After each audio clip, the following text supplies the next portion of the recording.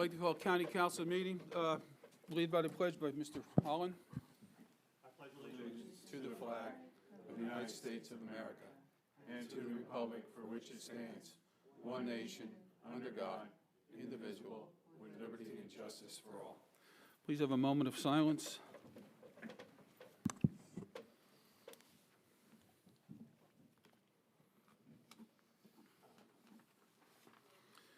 Thank you. Ms. Shafinsky, can you call the roll, please?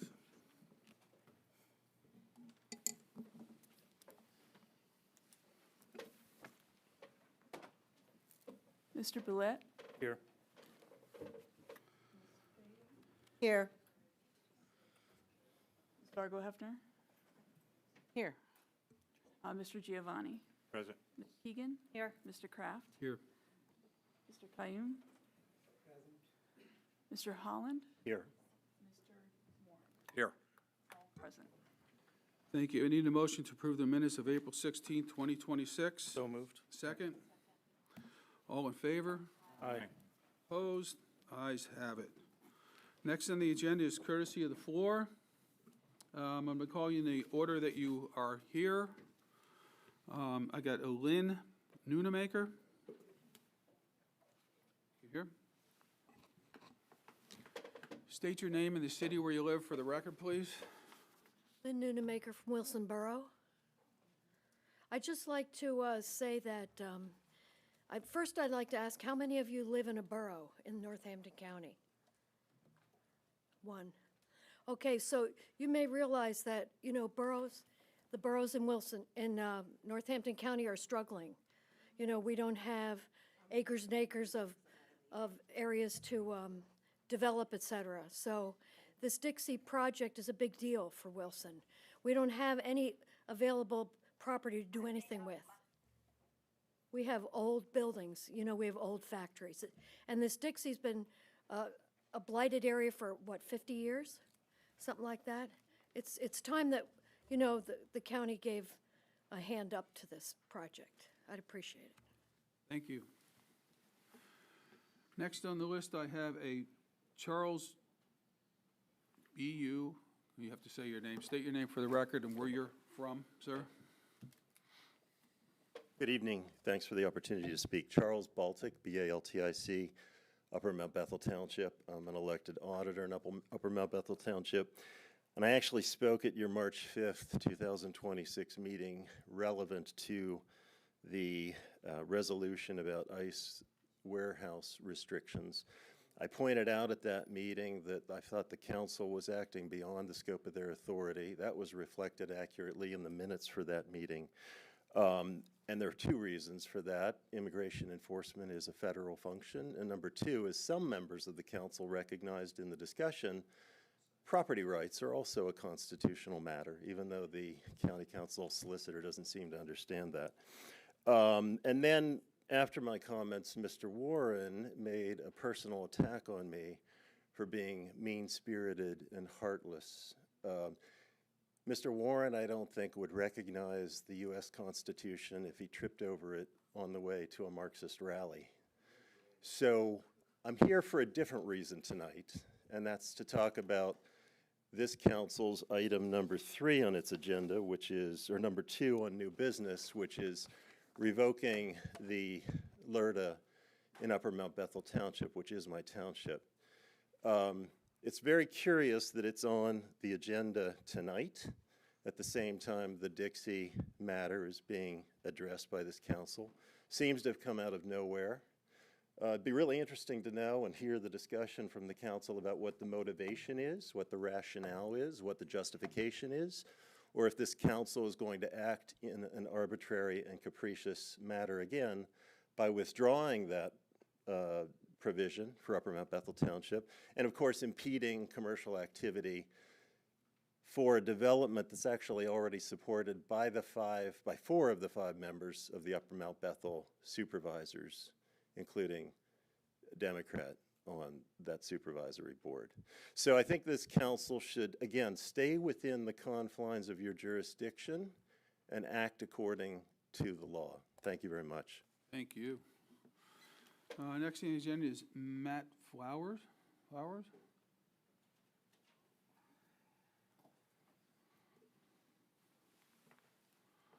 State your name and town in 5 minutes, sir. Matt Flower, Moore Township. Thank you all for the opportunity to speak. Tonight, I'm asking council to vote no on this Dixie TIF proposal. Not to table it, not to delay it, not to kick the can further down the road. The fundamental problems with this proposal are already clear. This TIF would divert up to $26 million in future tax revenue at a time when county officials are already discussing the likelihood of future tax increases. Taxpayers are being told there may not be enough revenue to sustain county obligations. Yet somehow we are also being told the county can afford to voluntarily surrender millions in future tax collections for a speculative private development. That contradiction is difficult to explain to working families who are already struggling to provide for everyday expenses. We have all heard repeated claims that the redevelopment of the Dixie Cup site is important, and I agree, it is important. Everyone here wants to see that property redeveloped. But wanting redevelopment does not mean abandoning fiscal responsibility or basic due diligence. This developer does not have a lengthy track record of delivering the project of this scale successfully, and taxpayers should not be expected to absorb the risk while private interests profit. What is especially telling is that the opposition to this proposal is now spans residents with very different political beliefs and perspectives. People who rarely agree on public policy are arriving at the same conclusion, that this is a bad deal for Northampton County taxpayers.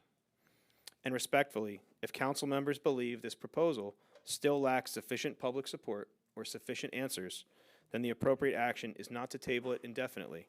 The appropriate action is to vote no. A no vote tonight does not end redevelopment possibilities for Dixie. It simply says that Northampton County taxpayers deserve a better deal than the one currently being offered. Thank you. Thank you, Matt. Next on the agenda is Harry Faber. State your name, city you live in. Warren. State your name. Okay, Harry Faber, address? Just the city you live in. Oh, Bath. Mr. minutes. Warren, if you insulted that guy, kudos. I'd have done the same, and I'd be happy to see you at the next Marxist rally. But my prepared comment is, it is self-evident that this project is targeted towards one thing, profit. It's the only thing mentioned in the proposal. At a time of immense economic instability and crisis, when the rich keep getting richer at the expense of the poor getting poorer, when landlords and corporate property owners are raking in record profits while wages continue to stagnate, at a time when 35% of young adults in PA aged 18 to 34 still live with their parents, myself being no exception, when the cost of living is at an all-time high, Northampton County wants to spend $20 million of our tax dollars on the construction of luxury apartments for people who don't even live here. On page 25, this fact is made completely clear. It says, quote, estimated population of new residents, 500 to 600 individuals, end quote. This is precisely the issue. Instead of orienting housing development for need, this proposal is oriented for private profit. Private profit is personal profit. It doesn't have to be yours. Subsidizing this plan is really just helping landlords. If they want to fund their luxury housing development, I understand you may not be able to force them to develop affordable housing units, but you certainly don't have to subsidize this. This is precisely what Marxists mean when we talk about double theft. Firstly, wage laborers are not paid the full value for their labor, hence why profit exists. The owners of capital steal the surplus value produced by the laborer. But secondly, the money given through coercion, aka taxes, to the government apparatus rarely ever benefits those very wage laborers. Why should the working class residents living check to check be expected to foot the bill of $20 million for luxury apartments none of us will ever be able to afford? I work in a warehouse. To my knowledge, the going rate for a full-time warehouse shipper is $20 an hour, which is roughly $800 a week, $3,200 per month, or $41,600 a year. $2,000 is 62.5%. Now, you'll say it's not for a warehouse workers. I'll say, why the hell not? Anyone who works a job, well, anyone for that matter, but you're not ready for that conversation, that is deemed necessary for society to function has a right to live a decent life, not under constant threat of homelessness. Thank you.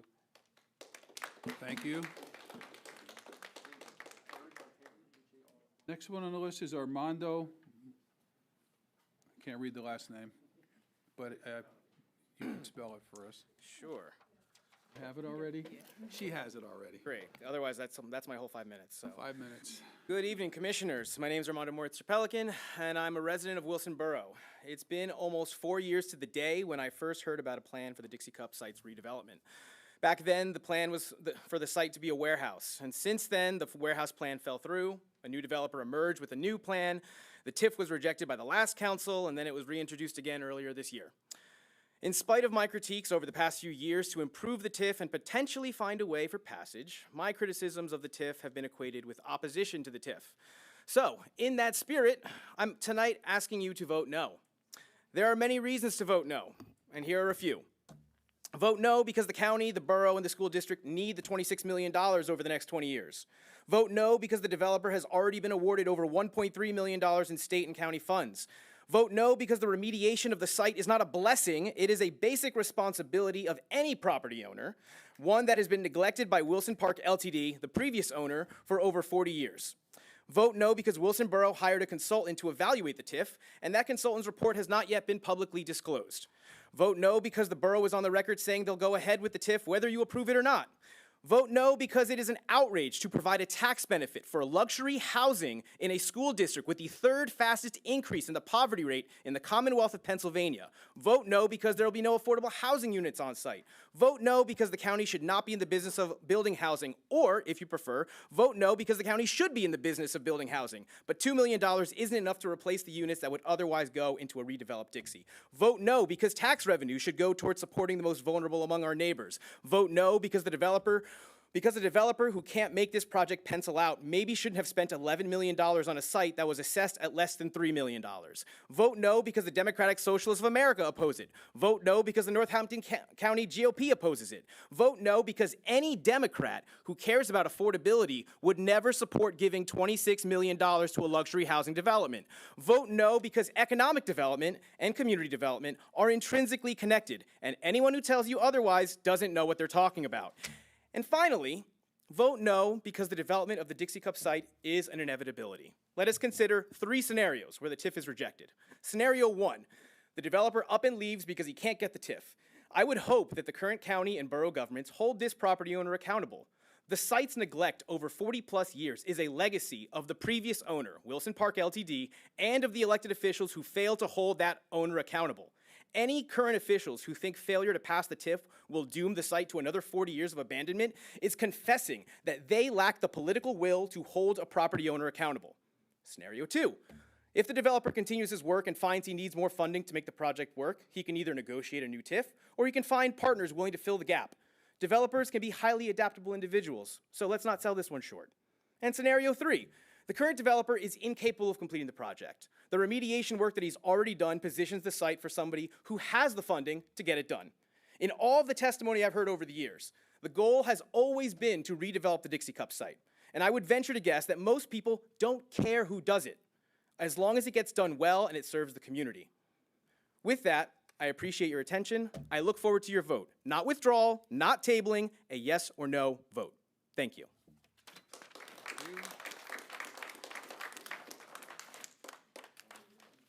Next on the list is Dominic Trabowski. You have his name already. Good evening, Council. Dominic Trabowski, downtown Easton resident. After the previous public hearing on the proposed TIF for Skyline Investments luxury apartments at the Dixie Cup site, I was a little put off by some comments from our public officials that I would like to touch on now.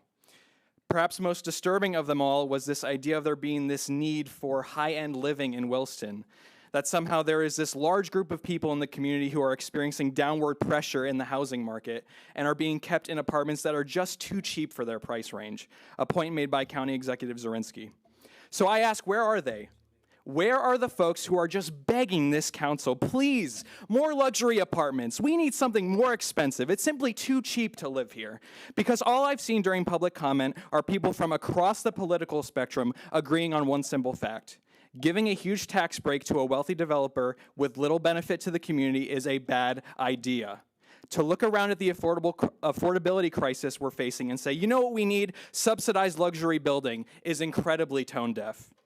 I was also disturbed by the way some council members propped up the developer as some God-sent philanthropist sent to revitalize this community, that we should be lucky to have him. To be clear, this dude is here to make money, and that's okay. He's a benefactor of the capitalist system we live in, and he's here to do his job. Good for him. But why are we acting like we need to give Skyline Investment this handout when we know that they're going through with the project regardless? They've already done the majority of the remediation work. So I am confident that council will make the logical decision tonight and vote no on the proposed TIF, as we're already getting luxury apartments, whether the community truly wants it or not. Thank you for your time. Next, we have Lucas Gumbrecht.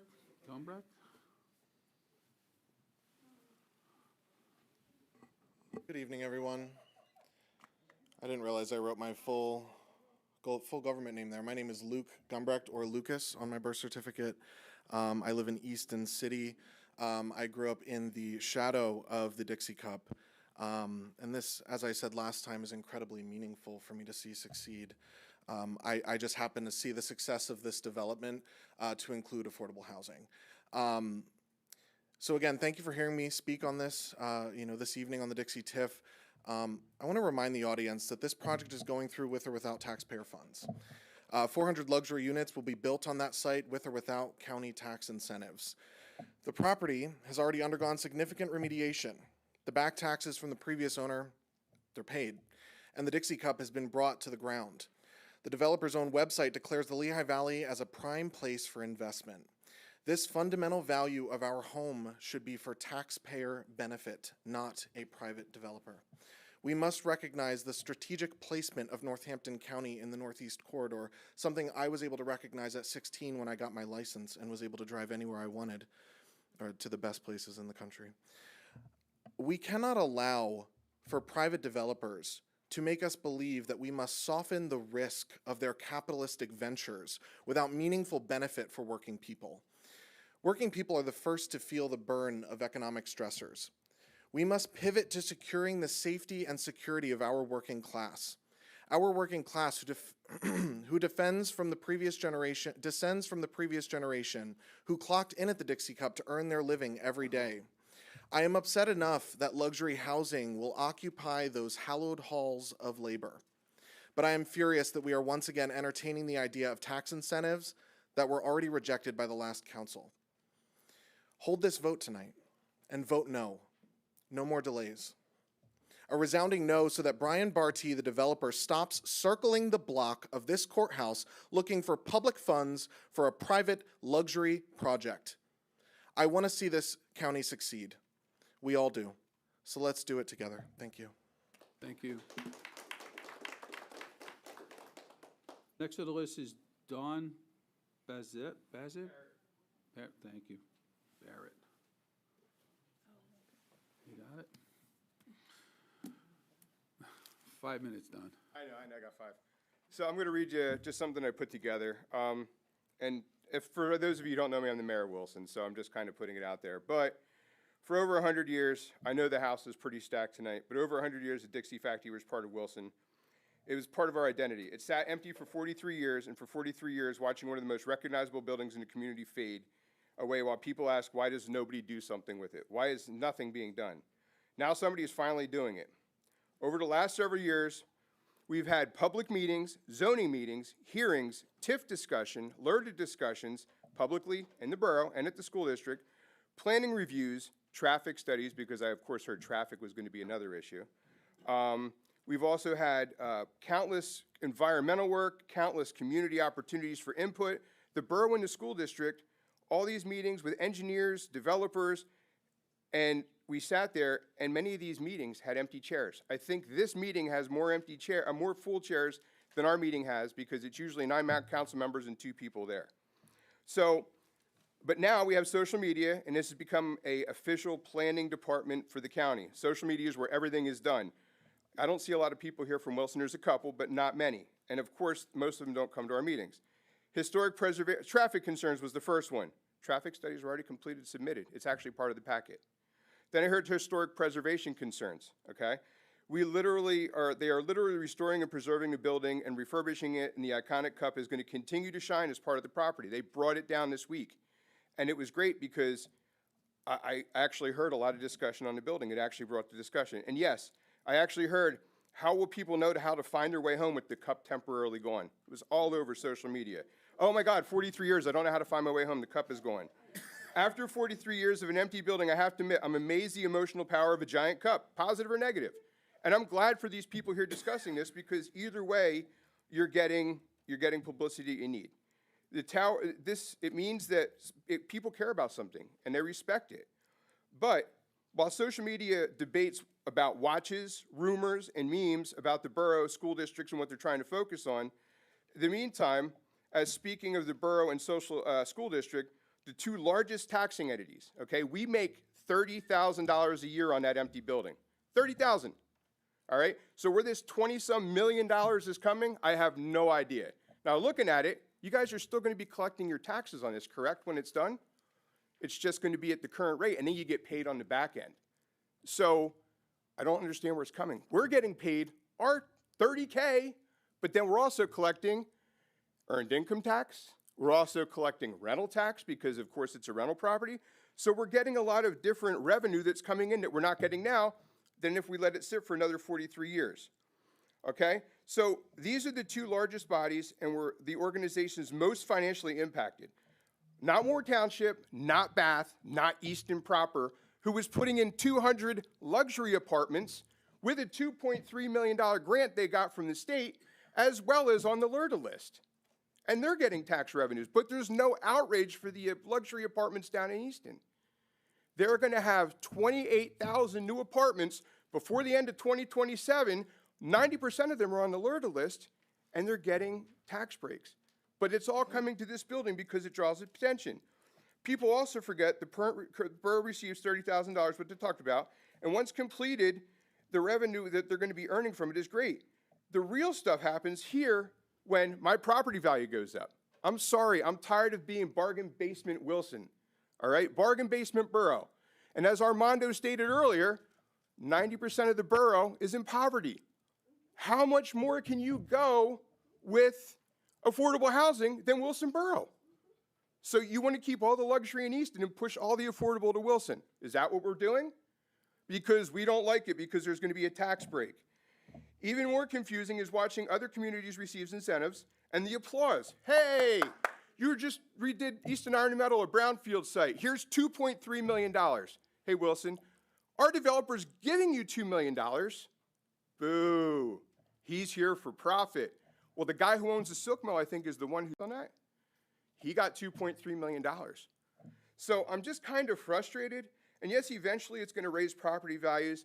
And then I also heard the rumor on Facebook, because social media is God, that the taxes are going to go up. Do any of you guys know when the last county tax assessment was going through for properties in the area? 1995 was the last time property values were assessed. So now taxes are not going to be going up. Good? Thank you. Can I continue? Okay. Thank you for your time.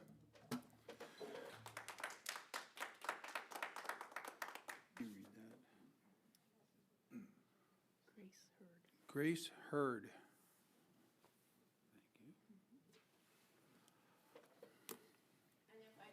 Thank you. 5 minutes. First of all, before I go into my speech, I just want to say for new business,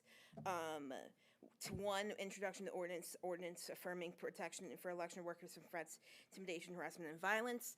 I do support that fully because I used to be an election worker. For 1 year, I was actually appointed elected official, not appointed election official, appointed inspector of elections for Glendon for 1 year. In 2024, because somebody had to step down. Now to the main part of my business. Good evening, everyone. I am standing before you tonight to speak in favor of the Dixie TIF. As we consider the future of our county and the borough, by the way, my name is Grace, I'm from Wilson Borough, if I forgot to mention. As we consider the future of our county and our borough, we are often faced with decisions that require us to balance our history with our potential. The Dixie Cup factory is more than just a building.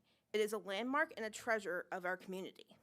For generations, it has stood as a symbol of our industrial roots, and today, we have a unique opportunity to ensure it remains a vital part of our future. I want to acknowledge that everyone in this room, regardless of their position on the specific proposal, shares the same goal. We all want what is best for our residents of this county. We may have different perspectives of the mechanism, but we are all here because we care deeply about our community's direction. The primary reason I'm advocating for this TIF is the direct, tangible benefit it provides to our residents. As a core part of this agreement, the developer is committing millions of dollars towards affordable housing. We all know the housing costs are a rising concern across the region. This $2 million is not a vague promise. It is a concrete, legally binding investment if you vote yes. By securing this funding through the TIF, we are making a proactive choice to ensure our neighbors can afford to stay in the community they call home. To pass this up would be to lose a rare and significant opportunity to address the housing crisis with real capital. Beyond the housing benefits, we must look at the Dixie building itself. It has been the cornerstone of our landscape for years, but a treasure requires investment to remain an asset rather than a liability. We must see this project succeed because when the Dixie succeeds, the entire community and the entire county succeeds. This TIF provides the necessary framework into a hub of activity and economic growth, preserving its character while modernizing its purpose. I believe in the potential of this project and what it represents for both the long-term health of our borough and the county at large. It secures millions for affordable housing, which is a priority I know we all share, and it breathes new life into one of our most iconic locations. I urge this county to approve their portion of this TIF so we can secure these benefits and move forward together. Thank you. Next on the list is Sean Gable.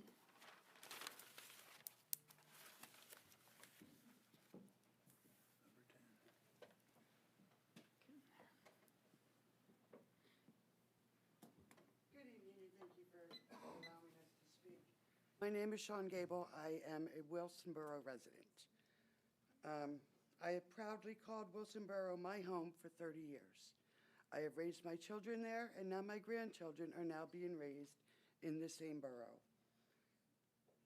Over the years, we have watched the city of Easton, Forks Township, Palmer Township, and other municipalities around us grow and prosper.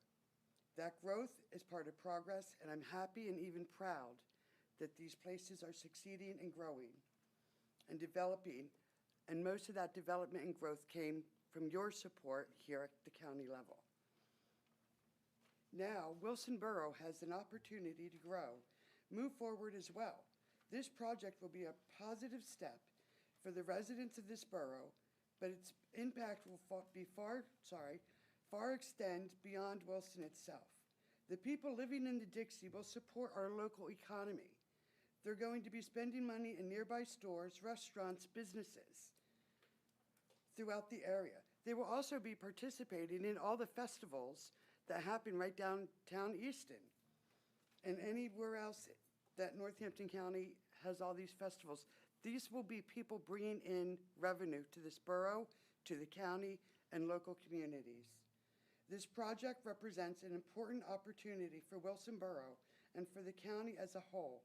With the support of the county, this development can help strengthen our local economy, encourage continued growth, and benefit the entire surrounding community for years to come.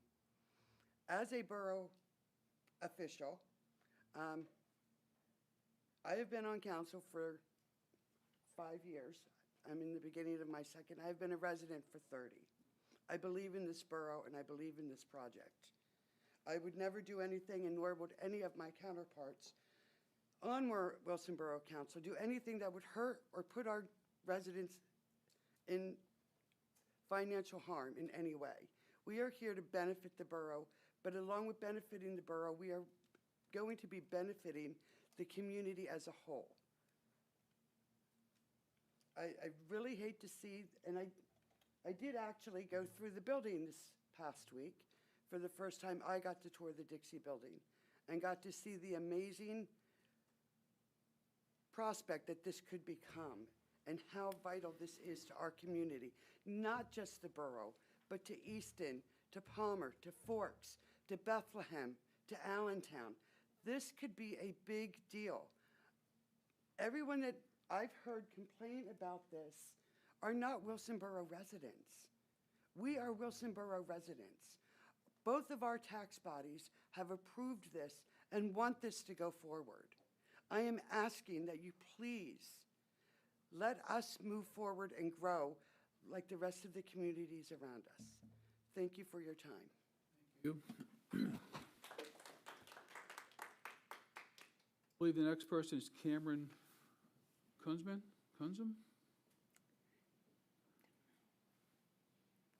Is there anybody with the name Cameron, Camryn?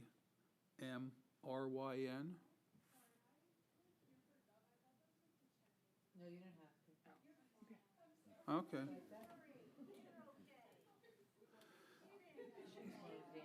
Jeffrey Kiefer?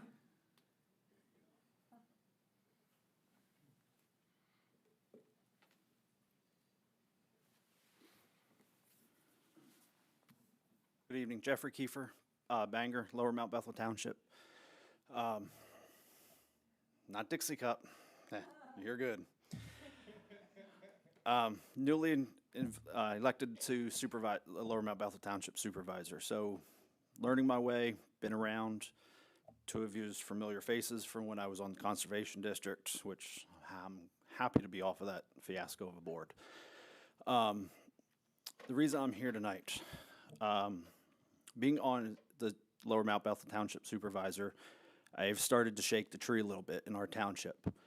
There are some concerns within our open space and the fundings.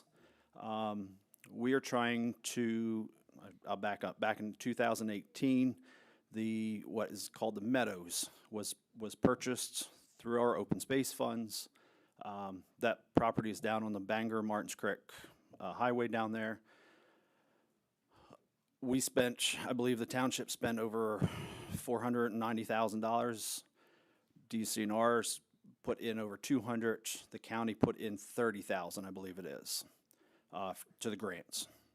Wonderful ideas. It helped with the erosions on the creek, reestablish everything. Good things, okay? I'm not here to bash on that. That property has been overgrown because of mismanagement.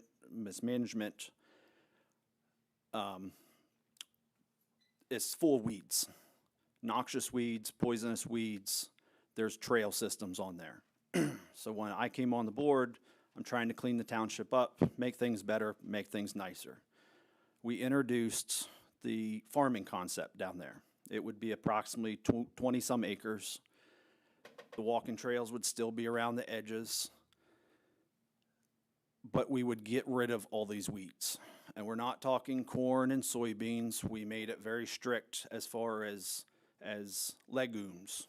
That's your clovers, your grasses, your timothys, some cereals as far as your sorghum, stuff like that. Small grain stuff like that. No heavy equipments and stuff other than basically hay. That was the main purpose. Make the property look nice and function and give back to the farmer. All we have been dealt with is setback after setback. Now it is apparent that Sherry Alvarado, through the county conservation, that has nothing to do with Northampton Conservation District, as well. Some of you realize there is separates. In my opinion, is stonewalling us. We are trying to do something nice. And when I say these weeds were bad, we're talking from, we have safety and health hands. We're talking from 4 feet to 7 feet at the max, the heights of these weeds, okay? You're walking these trails, safety concerns. You have wild animals, coyotes, even bears, rabbit coons, foxes, stuff like that. Jump out of these weeds, could actually hurt someone. In the school come in with the sinuses. We have ragweeds in there, the thistles, properties across the street. These are major concerns. Nobody apparently wanted to deal with this before, but damn it, I am. I'm that person. And now we're just getting stonewalled. Miss Alvarado was apparently away on vacation the other week. Good for her, that's awesome.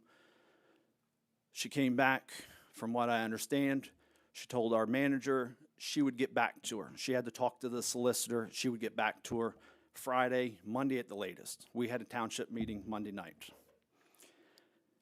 The manager texted her, or emailed her rather, believe Tuesday or yesterday, I believe it was. As of noon today, she has still not heard back from this lady. For you that don't understand farming and to do this project, time is of the essence. When we wanted to do this back earlier on this year, we could have actually had the fire department burn off these weeds. Would have been a hell of a lot nicer of a conservational area. We didn't have to use chemicals and sprays, whoever would have it. Could have done it in a much more environmental friendly. But it just seems like the environmental people are handcuffing a good project. I wanted to bring that to everyone's attention. I think there's some issues and problems in your environmental concepts within the county that severely need to be looked at too. Thank you.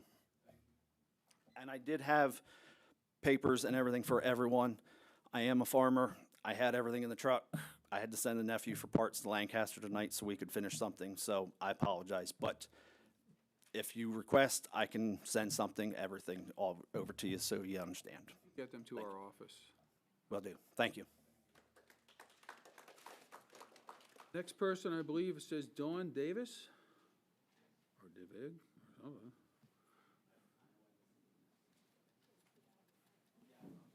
I mispronounced the last name. Yes.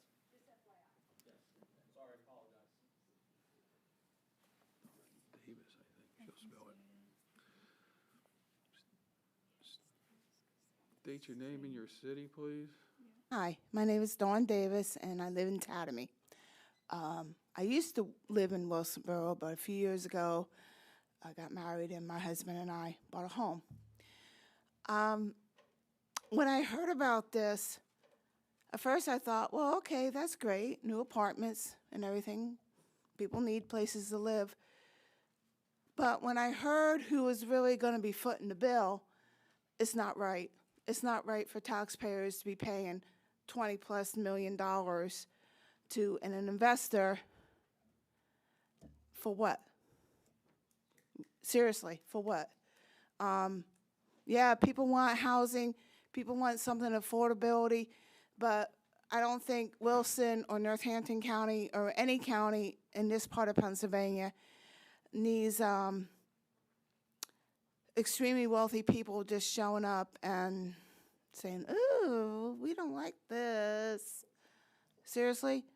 Let Wilson be Wilson, Northampton County be Northampton County. We're not a place for the super duper wealthy, and the little people have to foot the bill. The money could go to the schools, which need money. The infrastructure, the roads are terrible. If you haven't driven around the roads, take a drive around tonight. They're just horrific, no matter where you go. They're digging them up all over the place. It's kind of annoying. And then they never get repaired. Why not? You know, seriously. That's all I got to say. Thank you. Dawn? And the last, can we calm down with the clapping? The last person on the list is Scott Davis. Did Scott want to speak, or?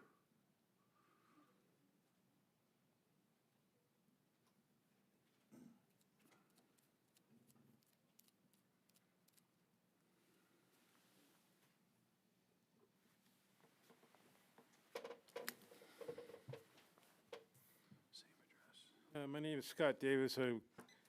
I live in Tatamy.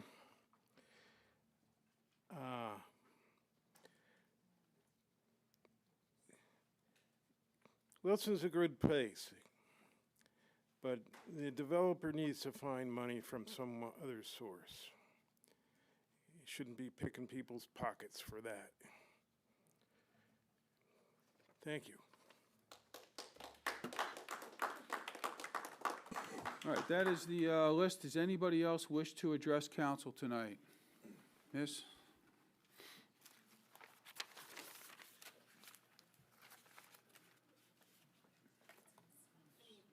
Good didn't get a chance to sign in. My name's Margie Dorenzis, and I live in Palmer Township. And I'm here tonight to support the executive's request to add the positions of Gracedale Continuum of Care Director and Deputy. As Executive Zorinsky's Transition Chair of Human Services, I had the privilege of meeting with Director Wondolowski and the supervisors of each program under the Human Services umbrella. Ms. Zorinsky and I spent countless hours with these folks discussing their responsibilities, accomplishments, and needs. And then during the first week of Ms. Zorinsky's term, I had the opportunity to invite service providers and consumers of human services to attend the Executive Summit, where we listened to their input regarding the human services they deliver and receive. Suffice it to say that I have become abundantly aware of Ms. Wondolowski's responsibilities, and honestly, I don't know how she does it. Gracedale was not included in the summit, and for good reason. It would have required a whole nother summit because it's a separate discussion. The responsibility of running programs for people who, by the nature of their needs, can consume every minute of every day. The mentally ill, people with addiction issues, children in crisis, individuals with disabilities, and the aging population living outside of Gracedale, and then just for good measure, toss in early intervention and the veterans. And you have a recipe for fires every day. These folks are not on a schedule of needs. The programming and that, along with responding, they require immediate response, and that added to funding needs and programming needs, and the list is endless. Gracedale requires all of that and more. As someone who recently lost a 98-year-old mother-in-law who lived in assisted living for 10 years, I'm well aware of the number of directors required to run just that one facility, and it requires their constant attention. The residents of Gracedale deserve that same singular focus of direction and planning. I am in favor of providing this supervision by the county to keep tight controls instead of using outside contractors, which would be more expensive and put a layer between the county and providers. Thank you.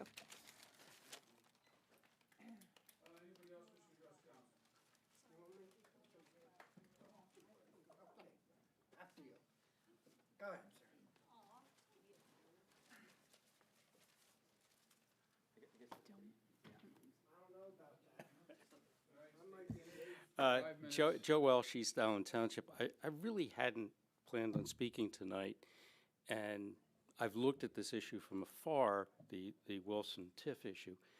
My only connection to Wilson Borough is I grew up in Palmer Township, just barely over the borough line, worked many years in Easton Hospital Kitchen, and also in the summer of '74 made over 1 million Dixie cups in that very building. And it would be great if we were still making Dixie cups in that building. But that hasn't happened for 43 years. And that building has sat there, and every time you come off 25th Street, you're looking at this gigantic eyesore. Now, this may not be the best proposal in the history of the world, but there are some very clear things. First of all, the notion that you are putting middle to upper income housing in does not help the housing crisis in the Lehigh Valley is simply wrong, and is demonstrably wrong, and has been demonstrated to be wrong by the Lehigh Valley Planning Commission. We have a shortage right now of 8,000 housing units in the Lehigh Valley. And every time we build another housing unit, we help the affordability crisis. Beyond that, we have the issue of the $2 million contribution. So I know it's a tough issue. I've looked at it from both sides, and it's a tough issue. But what really struck me tonight and motivated me to speak is I listen, I'm up in East Allen Township, just looking from afar. But what I heard tonight was virtually every person from Wilson Borough who spoke in favor of this. And we talk all the time about local control. The Wilson Borough School District unanimously voted for it. The mayor of Wilson spoke tonight for it. The Wilson Borough Council unanimously voted for it. So if you're interested in local control, you know which way to vote on this. Thank you very much. You're up. Okay, I'm James Bundro, and I am from Wilson Borough. And I've heard a couple people from Wilson Borough get up and speak tonight, so where that came from, I don't know, okay? But, TIF, I'd like to talk about the TIF itself, just the word TIF, tax increment. That's the thing we know for sure. What we don't know is the finance part. Different TIFs have different finances. Different TIFs have different terms and agreements, okay? Now, I heard someone mention Eastern Iron and Metal. I understand that there's no tax involved. It's all government money from the federal government and state money that's paying for the work needed to be. I could be wrong. Now, somebody wants to straighten me out on that. This I heard from WFMZ News this morning, that they are not using taxpayer money for that. I could be wrong. If somebody wants to address me and fix it now, it's all being done with grants they applied for, and it's just the way it is. Now, this TIF can be changed.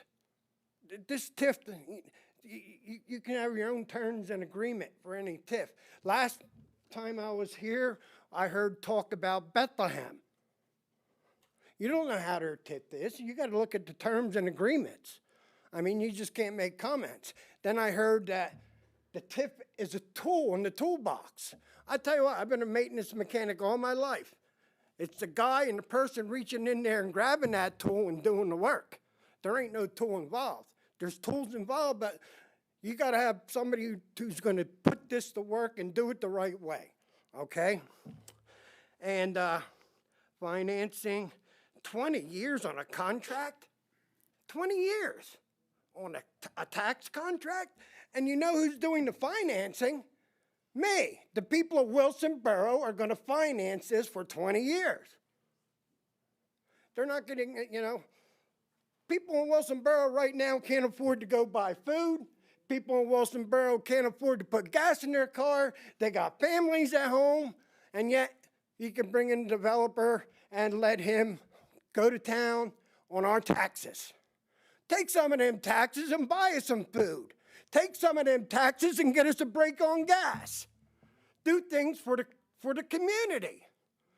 20 years, and now I won't even be here to see the pot of gold at the end of the rainbow here. That's what this is. 20 years are going to be a pot of gold at the end of the rainbow, and Wilson's going to jump sky high. I doubt it.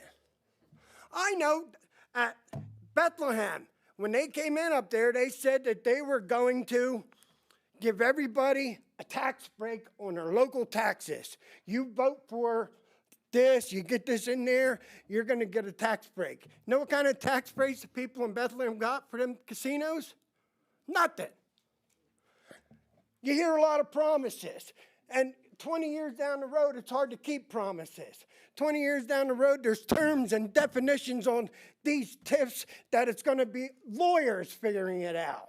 It's going to be back and forth with lawyers, and the general public don't have no say in it. The general public has no say in this TIF. It's, Wilson Borough, I want to talk about Wilson Borough. I'm sorry, I know I'm here addressing the county right now, but Wilson Borough has a big tax deficit, right? And they want to raise our taxes. They want to push up the earned income tax. That's working people. Just attack them. Just keep taking their money and giving a developer a free ride. I work for a living. I got equity in my house. It's called sweat equity. Sweat equity, you go out and work for a living, you come home and you pay it. You got to pay your taxes, you got to pay everything else. And things are just building up on people. And to have somebody come in here, just take our tax money and do whatever you want with it. I'll see you in 20 years. And I'm sure you're going to have a pot of gold for me at the end of the rainbow. Well, I don't know about that.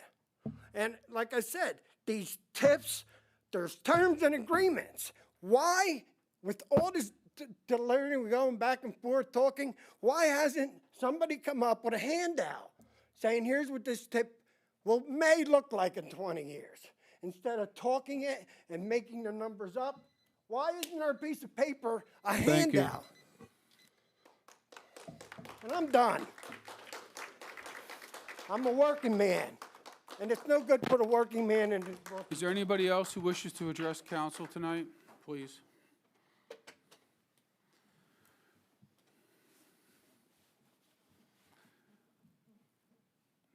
State your name and city, please. My name is Donna Lavin, and I am the executive director of the Whole Life Center in Wilson Borough. And the Whole Life Center has 3 divisions. The most important is the food pantry that we have, and we're a mini distribution hub for Second Harvest, Feeding PA, and Feeding America. And the other 2 divisions are the Easton Freedom Fighters, which is educational with constitutional founding fathers, history of Easton and Pennsylvania. And then we just started a new division, which is Melts Our Hearts, which handles working with military, veterans, EMS, first responders, law enforcement, to help them thrive successfully, spirit, soul, and body. And that is going to be a large undertaking. I would ask that you vote no on this, because being in the food pantry, we serve over 25% of feeding the people in Wilson Borough, Easton, Palmer Township, and the surrounding areas. I see personally what the people in Wilson are going through. We deal with the other agencies. We supply food to all the other agencies in the Easton area. And there was a point when Pennsylvania did not put the budget through, the feds did not put the budget through, there was no money coming through for food pantries. We were the only ones that were able to supply meat in the soup kitchens for the people of Easton and Wilson Borough to be eating. And to put luxury apartments in when we're dealing with 25% of feeding the people, because single mothers, like the other people from Wilson were saying, for gas, they don't have money for food. They're the working poor, working just to try to make ends meet, and luxury apartments and giving a tax break for 20 years. None of you will be here 20 years from now. At the end of when that goes through, if it goes through, if it can go through. And honestly, if we had the money, the vision that we have for the Whole Life Center would fit in the Dixie building perfectly, and it would all work for the community. The money would stay in the community, the people would be hired in the community, and the money would come back, and it wouldn't be going out where they're working who knows where, because they're all luxury apartments. It would be all different entities and affordable housing that if the Whole Life Center had the money, we would buy that building from the developer and start working it in the community, and it would all be in the community. So I just urge you to vote no on this. Thank you very much. Thank you.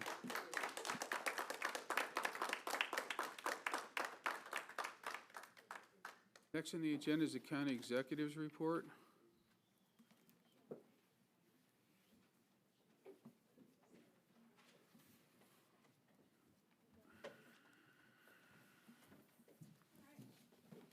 It's fun.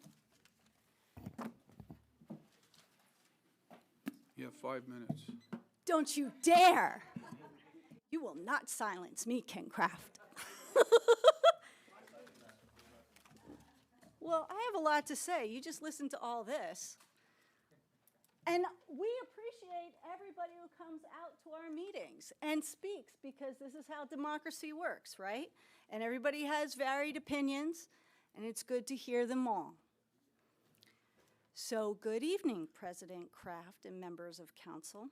Tonight, I want to thank our department heads and especially the staff we're recognizing this week with National Nurses Day, which we celebrated yesterday, and National Nursing Home Week, and National Corrections Officer Week.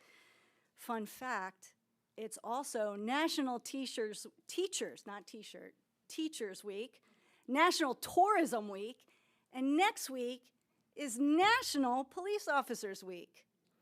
How do we even fit all this on the calendar? But you can thank me for not making a proclamation for each of those. Thank you. Yeah, anyway, I was able to both visit and greet some of our essential workers at Grace-Dale yesterday and our jail today. Their steady professional work that they do every day on behalf of the residents of Northampton County does not go unrecognized. The nurses will have a luncheon next week, and the correction officers were treated to breakfast and lunch this entire week. I was offered eggs and bacon today. I did not take it. This really isn't enough, but it's a start. In talking with several corrections officers, they stated that they were working 16-hour shifts a week at a time. I asked Director Lawrence, and she confirmed most are working 16-hour shifts because we have 62 correction jobs unfilled, and I can't help but think that's because the starting pay is $42,160 a year, which is about $20 an hour. This department is not alone, though. Stagnant pay and interdepartmental compression issues exist in multiple departments and should be an issue that we remedy in next year's budget. Nonetheless, across departments, we are seeing progress in major infrastructure, strong public-facing service delivery, important recruitment and retention work, and continued coordination on the budget and future planning. We are also seeing the dedication of our employees in the field and in our facilities, at our public counters, and behind the scenes making county government work. For departmental highlights, I would like to say that I have some good news for those of you who are at the Human Services meeting. You know that Grace-Dale completed its annual survey this week with excellent results. It only included 3 federal deficiencies, which will be remedied, probably already are, and that's an outstanding outcome for a nursing home of our size. The lead surveyor noted the progress made over the past year and expressed satisfaction with the facility's improvements. And while the exit interview remains preliminary and the official report is still pending, the results reflect the dedication of that entire staff. With that being said, May is Mental Health Awareness Month. I know, we can't go a day without recognizing something, right? So I went to the annual awareness walk in Bethlehem, and it was attended by over 800 people just walking for mental health. So that's meaningful because mental health obviously affects people of every background and income level, and the treatment, support, and dignity matter for everyone. Grace-Dale again, is in their preparations for National Nursing Home Week, include a first-ever community food truck festival that will celebrate residents, staff, families, and neighbors. You're all welcome to come. And I think that this is the kind of community engagement that really matters, because at the end of the day, Graysdale is not just a facility, it's really part of our county family. Also, for the seniors impacted by our senior center consolidation, I would welcome you to redirect your anger towards the consolidation to your state and federal legislators. It is the state funding that is cut, and it is H.R. 1 that has cut the funding at the highest level. We are consolidating because we recognize that the senior centers provide a valuable part in our community and the lives of seniors within our community. We have 9. We had 11. So we do with what we have, and if we can get more funding next year, we will try to reopen whatever we can. So now in DCD, Grow Norco and hotel tax grant applications are now open, and I encourage our eligible partners to take advantage of those opportunities. The department also hosted a successful Earth Day Festival at Northampton Community College, where I presented the Green Ribbon Award to the CEO of Crayola, President Ruggiero. They also hosted another successful technology training at the Nazareth Senior Center, and we celebrated their governor's award at the Economic Development meeting. Just yesterday, they brought their energy to the community, to Graysdale, through their Spring Merchant Expo, highlighting local small business owners, crafters, and confectioners. You really got to try some of that chocolate out. It's pretty good, from Triple Threat, I think it's called. Very good. Anyway, I don't want to gloss over the iniquities within our society. I think we all realize they are real, but that does not mean iniquity in our country only means alliance to the wealthy, and that any alliance at all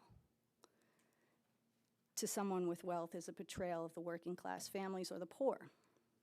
This is a false narrative that pits the rich against the poor, driving the wedge between the two further. There is no diametric opposition that is mutually exclusive. There are few people in our community who are using the Dixie Cup project for self-serving purposes and twisting comments made in this very room. When it comes to housing, we have to say yes to affordable housing, but not to the exclusion of other projects that would not ever come to fruition, but through government assistance. First, the Dixie Cup project is a brownfield development.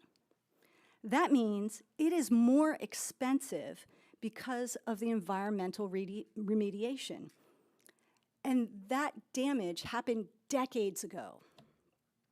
In this case, underground tanks, asbestos, radon, and contaminated soil were removed at the cost to the developer of $35 million. The TIF only offers a fraction of recovery for him. Meanwhile, the county continues to collect incrementally increasing taxes for the next 20 years. And we get to receive $2 million towards affordable housing. I offered and thought it mindful to help homeowners in the immediate area to fix any blight or offer repairs, much like the whole home incentives, not as a condescending form of obliging the working families in those homes, but as a share of the wealth of that $2 million coming up front and thereafter. That is only one of the possibilities that could be afforded to the immediate vicinity, in addition to jobs, economic growth, and an increase in the quality of life. I see that as a win for everyone, not as a handout to a wealthy developer. The stabilized estimated market value is $147 million. The amount that this project costs is $185 million. So it is already over the estimated value. It cannot be affordable housing.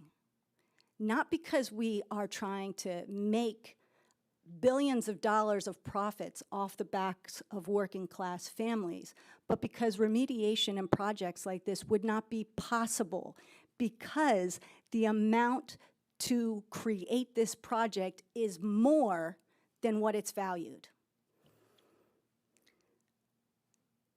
I'm not going to harp on this because it is my understanding that the TIF ordinance might be pulled or withdrawn, but I wanted to use this as an opportunity to discuss with Council the importance of balanced growth and a sustainable future. This is a prime example of brownfield development, and it's highly unlikely that any brownfield development could ever be affordable housing because it would be cost prohibitive to build affordable housing. This is how these kinds of properties become susceptible to warehouses and data centers. You will have to make this choice in the future. So, in the administration, we're making important progress in several areas that directly affect public service and county operations. Our elections team has already completed 3 pop-up election service events, with the 4th scheduled tomorrow in Lower Saucon Township. We are helping voters register, request ballots, and keep voting-related tasks. We also appointed Michael Lenner as the permanent director of the EMS 911 Center, advanced the search for our director of fiscal affairs, and begun planning for the 2027 budget. We actually offered the position of director of fiscal affairs to one individual who had an unforeseen circumstance that arose that precluded her from taking the position. So we interviewed again this week, and we believe we are going to be offering the job to another applicant. So let's keep our fingers crossed, right? 3rd time's the charm, right? Theme for the evening. Finally, I signed Executive Order 2638 to provide clear guidance on county employee interaction with law enforcement, including federal civil immigration enforcement.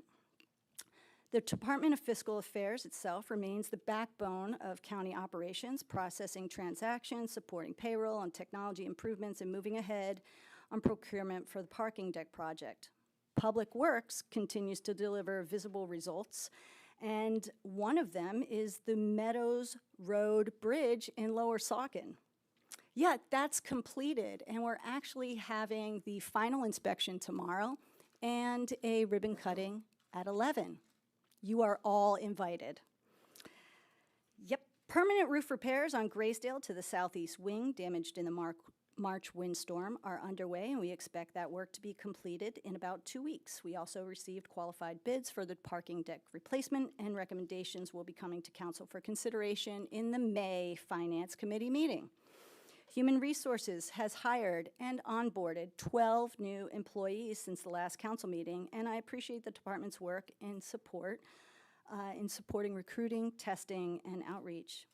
HR is also evaluating current recruitment and testing practices with the 911 Center and the Sheriff's Department, which is kind of a proactive problem solving and that we need to do to strengthen our workforce. Our solicitor's office continues to work on essential legal support across county operations, and I just want to reinforce some of these broader issues. First, our workforce is carrying a great deal with the skill and commitment across departments, and we're asking a lot of our employees, and they continue to rise to the occasion, so kudos to them.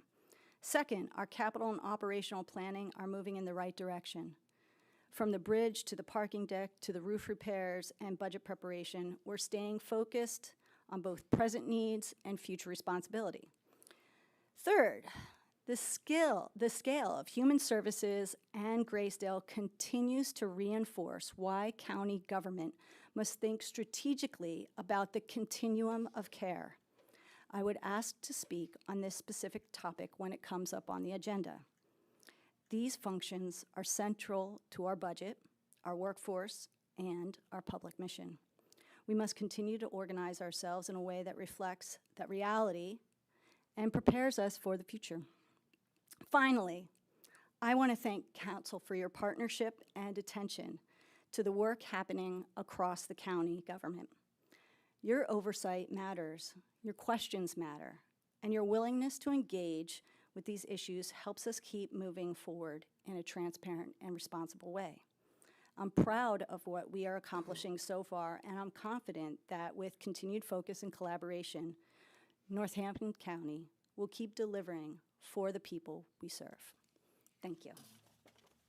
Anybody have any questions for the county executive? Mr. Quam?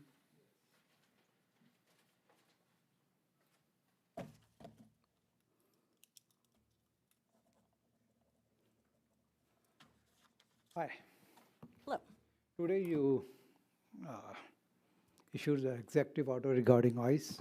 I did. Yes. So did you address about you still have a 48 hours detained policy to keep prisons? I believe we did address that, and you can read that in the copy of the ordinance. So what is your policy? Are you still keeping that a suspect in a 48 hours This in is a the executive prisons? order. Sure, you wrote it, so there you go. Okay, so this particular executive order does not address that issue. Not issue. That is still under consideration, yes. So what is your, are you going to require? You will know what we're going to do when we do it. We are still, we are still studying, we are still studying the issue. Because it does not address, you are still keeping a 48 hours in a suspect in a prisons while it's a violation of Fourth Amendment, Fifth Amendment, and 14th Amendment. We understand your concerns. We are, for the time being, continuing to operate on the executive order that was put in place by the prior administration. We are Yes. studying the issue, and we may act upon it, but that's all I can say at this point in time. Okay. So the previous executive order Still stand. still stands, but it's modified in terms of how our employees engage with ICE. Does that make sense? It's not modified, it Yeah, still so stands. just to be clear, folks, this executive order that we entered into today focuses on individuals who are not in custody, but who are on county property. Right. The issue that I think you are referring to is individuals who are in custody and are in the county prison. So that is not addressed in this particular executive order. There is a pre-existing executive order from the prior administration that addresses issues relating to individuals in custody. We are looking at that as well, but that is not the subject of this particular executive order. But that's the subject of ICE interventions here. Regarding Form 247 request, you are still following that. We are still Yeah, following the yes. prior executive order, yes. Yes. But And we are keeping- looking at it. And we will communicate with you about that when we were ready to do so. Okay. Any other questions for the county executive? See none? Thank you. You're very welcome. Thank you. All right, next on the agenda is old business. Number one is discussion regarding an ordinance entitled, "An Ordinance by the Northampton County Council concurring and agreeing with the Borough of Wilson and the Wilson Area School District to participate in and authorize the creation of a proposed tax increment financing district to be known as the 1921 at Dixie Avenue Tax Increment Financing District in accordance with the powers conferred upon the municipalities by Act 113 of the General Assembly of the Commonwealth of Pennsylvania as amended, 53 PS 6930.1. And the developer and the Northampton County Industrial Development Authority have asked that this ordinance not be voted on this evening. I'd like to open it up to council floor to allow any member to bring a motion or whatever action council would like to take. Mr. Warren? Mr. President, I would make a motion to table this ordinance at the request of the Industrial Development Authority, who helped to draft this TIF ordinance. They had requested this a number of days ago. In terms of respecting that request, I make a motion to table. We have a motion to table. Do I have a second? Second. I have a second. Okay, call for the vote, please, on a motion to table the ordinance. Or the, Mr. Warren? Yes. Ms. Keegan? Yes. Mr. Giovanni? No. Mr. Holland? No. Mr. Kraft? yes. Mr. Fayum? No. Ms. Fargo Hefner? No. Mr. Boulette? Yes. Ms. Tatum? No. By a vote of 5 to 4. All right, so it is still on, we're open for discussion. County Council, I believe Mr. Belay had a amendment you wanted to put on this for the bond? On the original ordinance, no? Does anybody from County Council wish to discuss the TIF ordinance as proposed? I do. Egan. There's a lot of misinformation. I heard somebody say that residents will be financing the development for this. That's simply not true. The residents are not financing this. You don't understand how the TIF works. The TIF is a governmental tool to help developers develop blighted properties. This is a brownfield property. This costs millions and millions of dollars to take out the environmental whatever happened years ago. So he needed this money. And it is a governmental tool by the federal government that they created for developers to help them. I don't understand why we keep going back to, we need affordable housing, we need affordable housing. Yeah, we do need affordable housing, but we need a diversity of housing. We need homes that are affordable, and we would get $2 million to help in that cause. If we vote no on this, we're not getting $2 million. We're not going to get anything for affordable housing to help anybody. If we approve this TIF, we will have helped the only developer that came forward in 43 years. You had no options. You act like you had options. You don't have any options. Nobody else came forward. Mr. Barty was the only one that stuck his neck out on the line to take this blighted brownstone property and fix it for Wilson. And Mayor, you said it best tonight. Easton is getting beautiful new buildings. Forks has all this development. Palmer has all new development. What is the problem with Wilson? Why are you treating it like it should be, I don't know, a poor place to live? People want to live here. We have a shortage of housing. Yes, we need affordable housing, and we'll get $2 million towards it. But we need people to live here who are going to patronize our local businesses here. 400 new homes in Wilson. These people will patronize all the local businesses all over the county. This is only going to help all of us. So with the misconceptions of residents here are financing this, it's simply not true. That's not how a TIF works. You are getting revenue right now on what that property is assessed for. And as the property gets improved, which it should because it's been sitting there for 43 years, and you only had one person that came forward to fix it for you, that money will get reinvested into the property. We're going to get continued bike paths. You're going to get EIT tax from the people that move there that Wilson will get and profit from. You will have 400 homes to go towards the housing shortage. Without this improvement, you're going to get nothing. Nothing more than what you get now. You don't have any other choices. You don't have somebody coming forward saying, we're going to build affordable housing. It's not there. So I don't understand all the social media misconceptions and some of the people that spoke tonight. You just simply don't understand the big picture. And as for Matt Flowers saying that Upper Mount Bethel voted 4-5 for the LRTA up there, you have unanimous 9-member boards, 2 of them, the school board and the borough board, who unanimously support this. They live in Wilson. They got elected by only people in Wilson. Wilson needs this.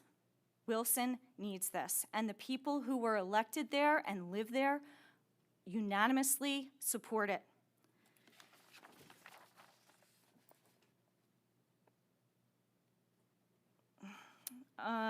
I guess that's it out of my notes.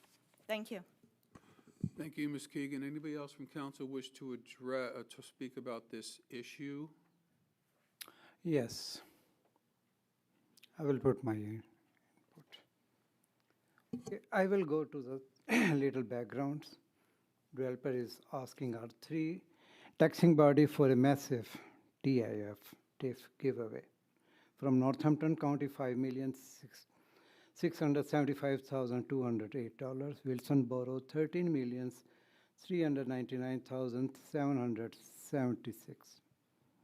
Wilson Area School District, $32,886,252. That's over $51 million in a future tax revenue diverted from our schools, roads, and emergency service straight into a luxury apartments.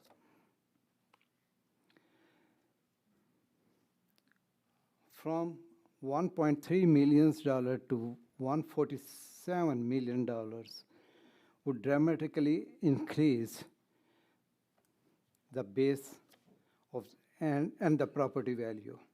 But here is what else is going on. The developer is also collecting $28 million, $478,964 in federal historic tax credit equity. This money meant to preserve historic buildings, not to subsidize luxury apartment. On the top of that, they have already taken at least $175,000 in state greenways, trails and recreation program funds, plus another $163,257 state grant, both for a bike trails connector at the site. In total, the developer is collecting all about $79 million from taxpayer money. Think so what that money could do for our school emergency service, health service, roads and infrastructures. And in return, he is offering $2 million to skip from the idea of affordable apartment.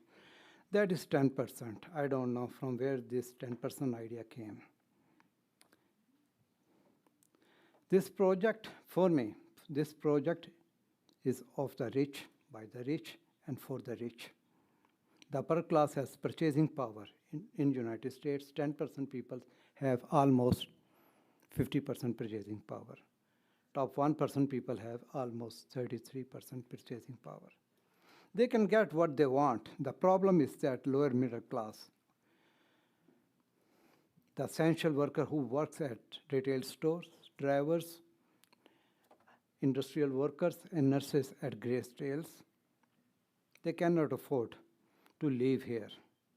Only proposed director or deputy director or nursing Grace-Trail can afford it. They need help. The lower middle class and middle class need help. They need affordable housing. Lower and middle class families have waited far too long for the promise of trickle-down economy finally benefit them. How long they will keep waiting? How many decades must they wait? They don't have decades. They need help now. I'm not worried about the top 10%. They already have purchasing power. They already have doubled housing prices in our county. We need to address the concerns and issues of the working class who they don't have purchasing power. They are tired of trickle-down economy philosophy. They need help now.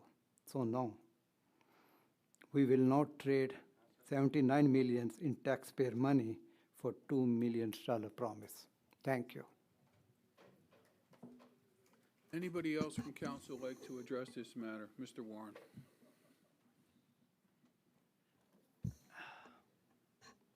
Mr. Quam, Sorry? I understand that you oppose this. Do you also oppose the $2 million that will be given towards affordable housing initiatives? Something I very much support. So you are opposing the $2 million for affordable housing initiatives. Do you have a proposal for us to get an additional $2 million for affordable housing initiatives in the future? Is there a proposal somewhere to do that?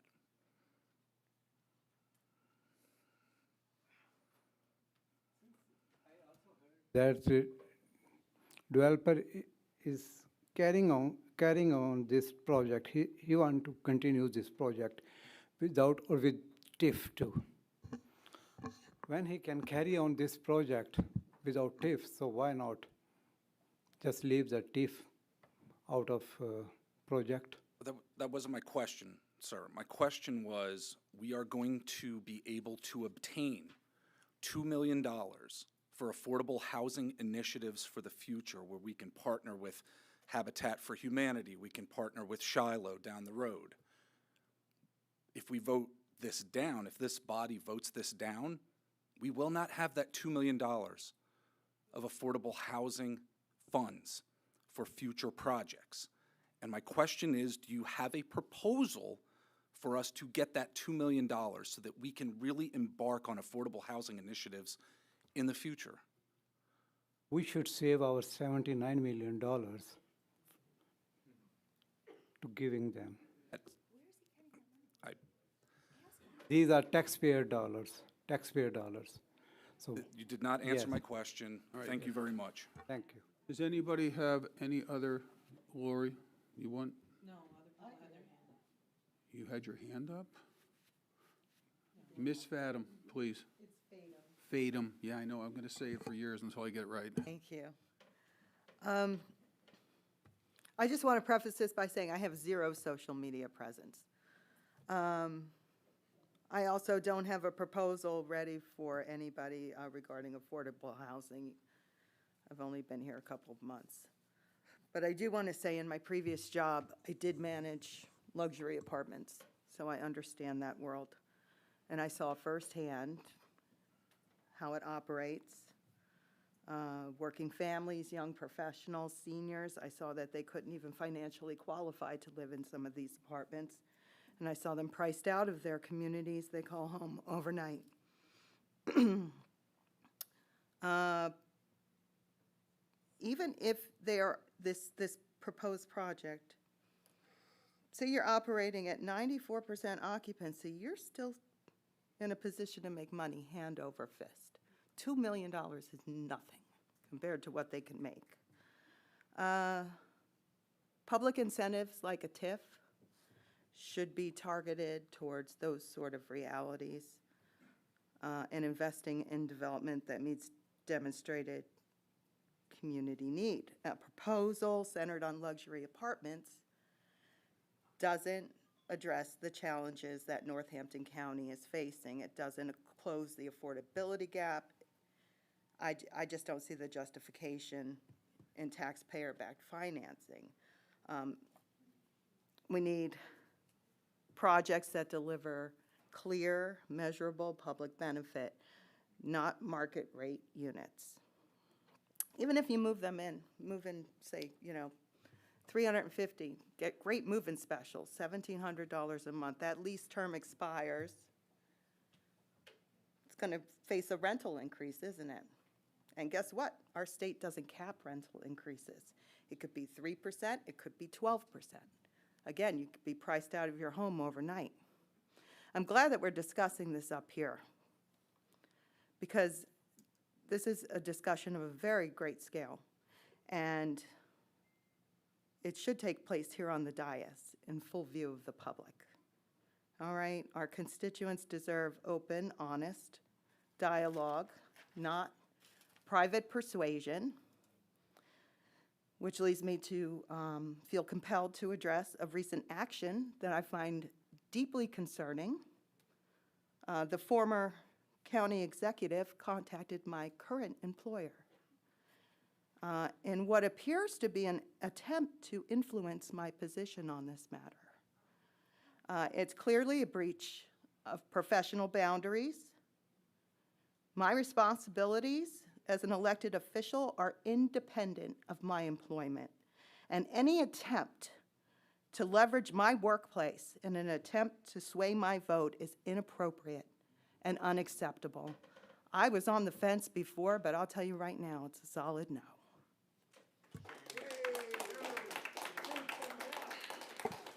Would any other county council person wish to address? Kelly? Yep, I'm going off of what Nadeem had said. I get it. I get there's poor people here that need help. I get we need to put money towards things where it will immediately help people, like food and shelter. But if you look at how much Mr. Barty has already cleaned up and how many, Tara, what'd you say, how many millions of dollars? $40 million? $35 million to clean up that brownstone property.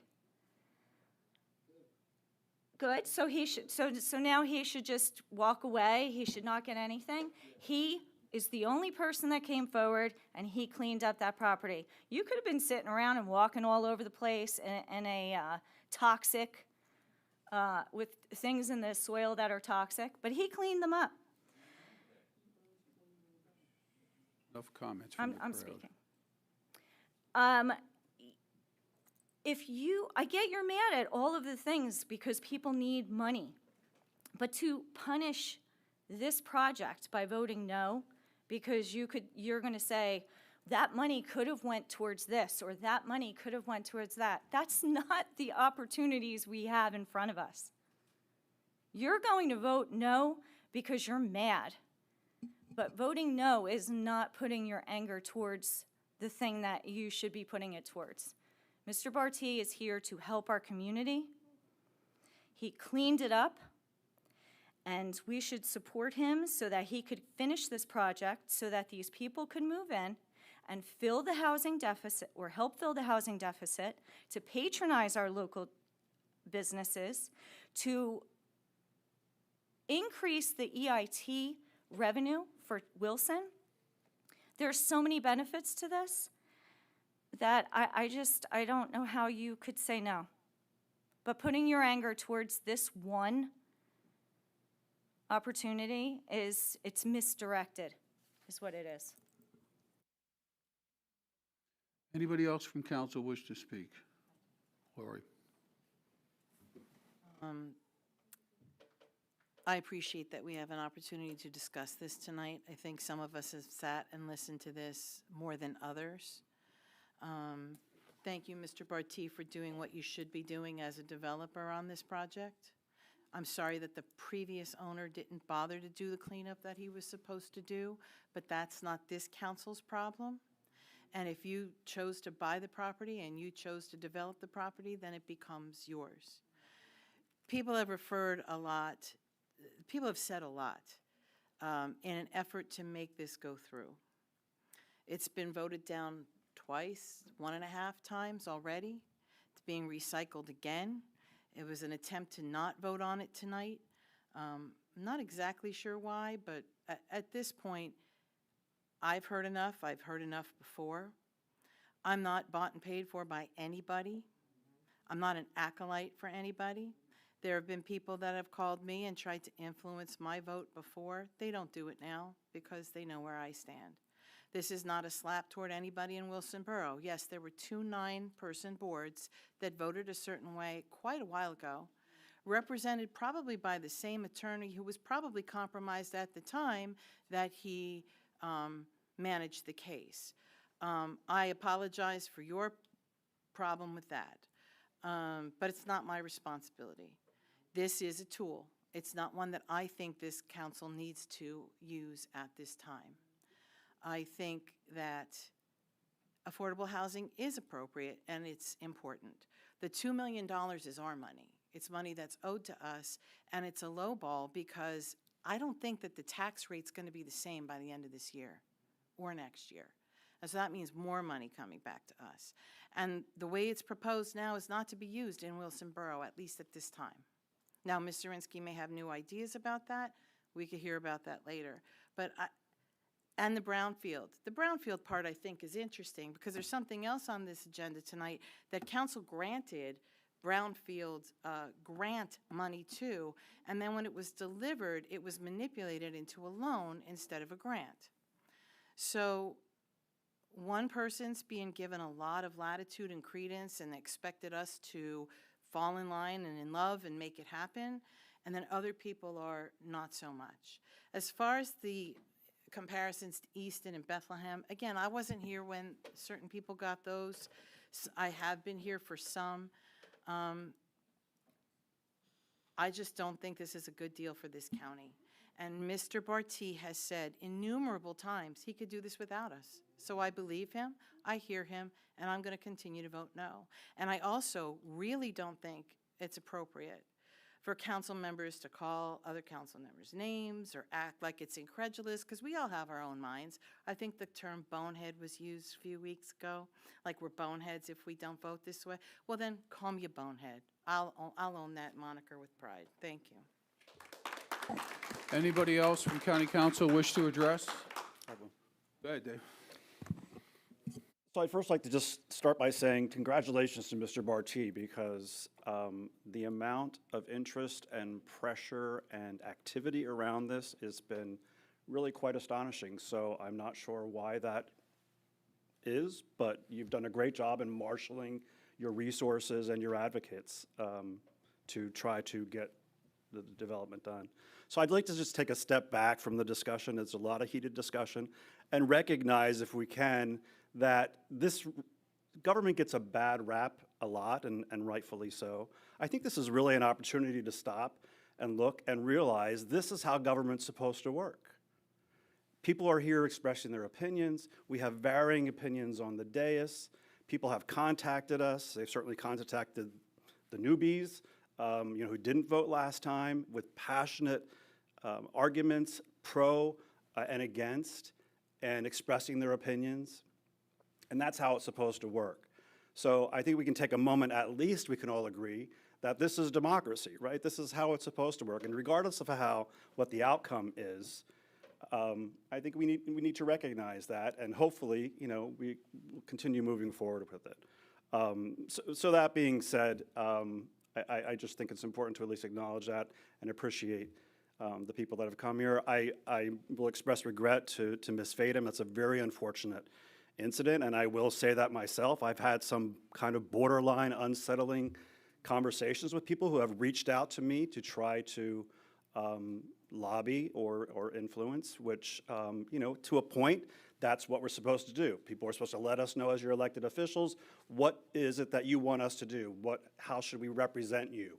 But there have been some times when it's been a little, I'll just use the word unsettling, as far as some of the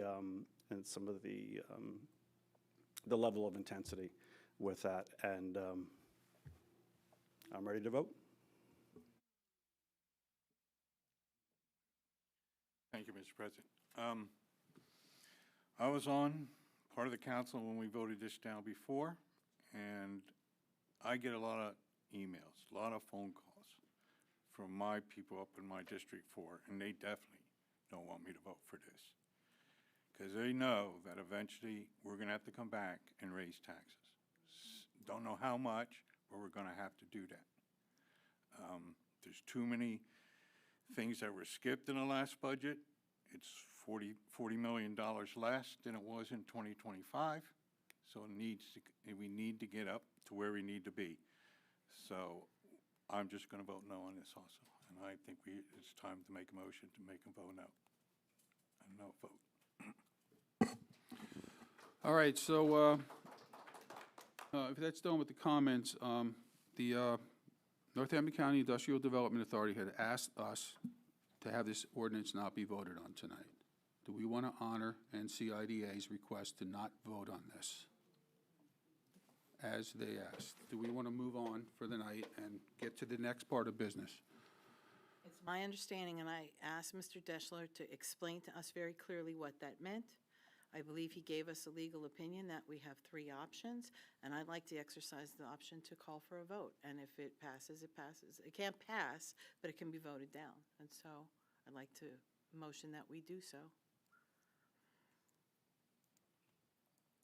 Right, I think given the position of the NCIDA, I guess while council could in theory vote to adopt the TIF, as a practical matter, you can't really do that since the IDA is not ready to proceed at this point, and they're I think I said in my email, like a crucial cog in this. I mean, they're issuing the bonds and everything else. So I think that's not an option. So your options are, yes, to table it or, do nothing, or to have a vote and vote it down.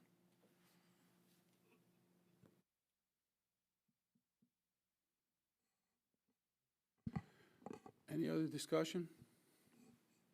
Do we want to move along, or do we want to vote? You want to take a motion on whether we want to vote, or what? There was a motion to table, it failed. I think we have to vote on We it. had a motion to table and second, but that failed. I'll make a motion to deny the TIF.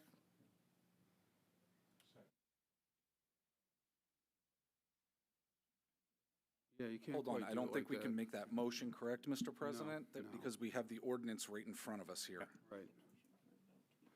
So clearly, council's preference is to have a vote on this tonight. I can't, we already have public discussion. That was last week, and I wish you were here first earlier, but you're here now. We can't, So call for the vote.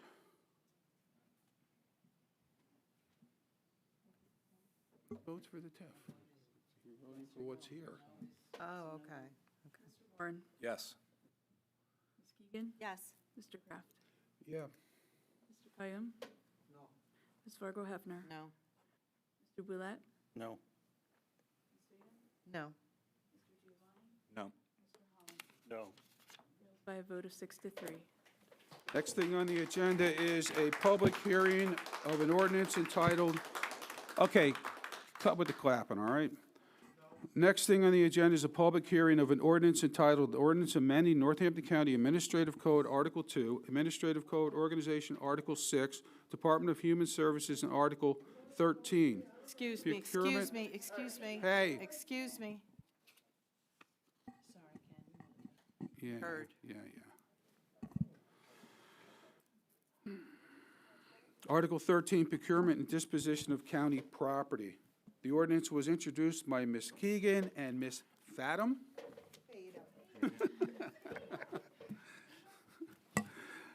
I was just teasing you, sorry. At the April 16, 2026 meeting, is there any questions or comments from the public on this ordinance? Seeing none, is there any discussion from county oh, there is some? I'm sorry. You're public, come on.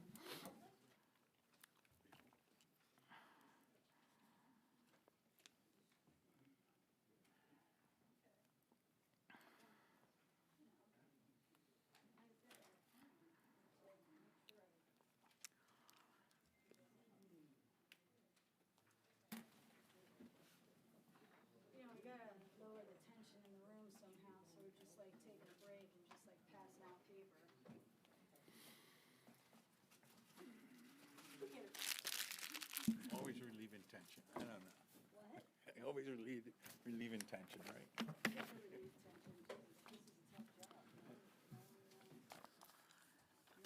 Thank you. Yeah. Do you need a guys are What? sitting here, please. Yeah, I'm gonna do that then when it comes up. Yeah, that's at the end of old business, but it's new business, but old business, you know. We all have it with us. You're in good shape. Yeah, we got it.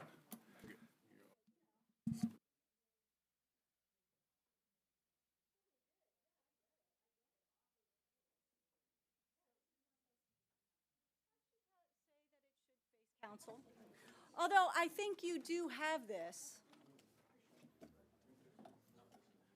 You're going to listen? You know what? Thank you so much, Tom Giovanni, for listening to me.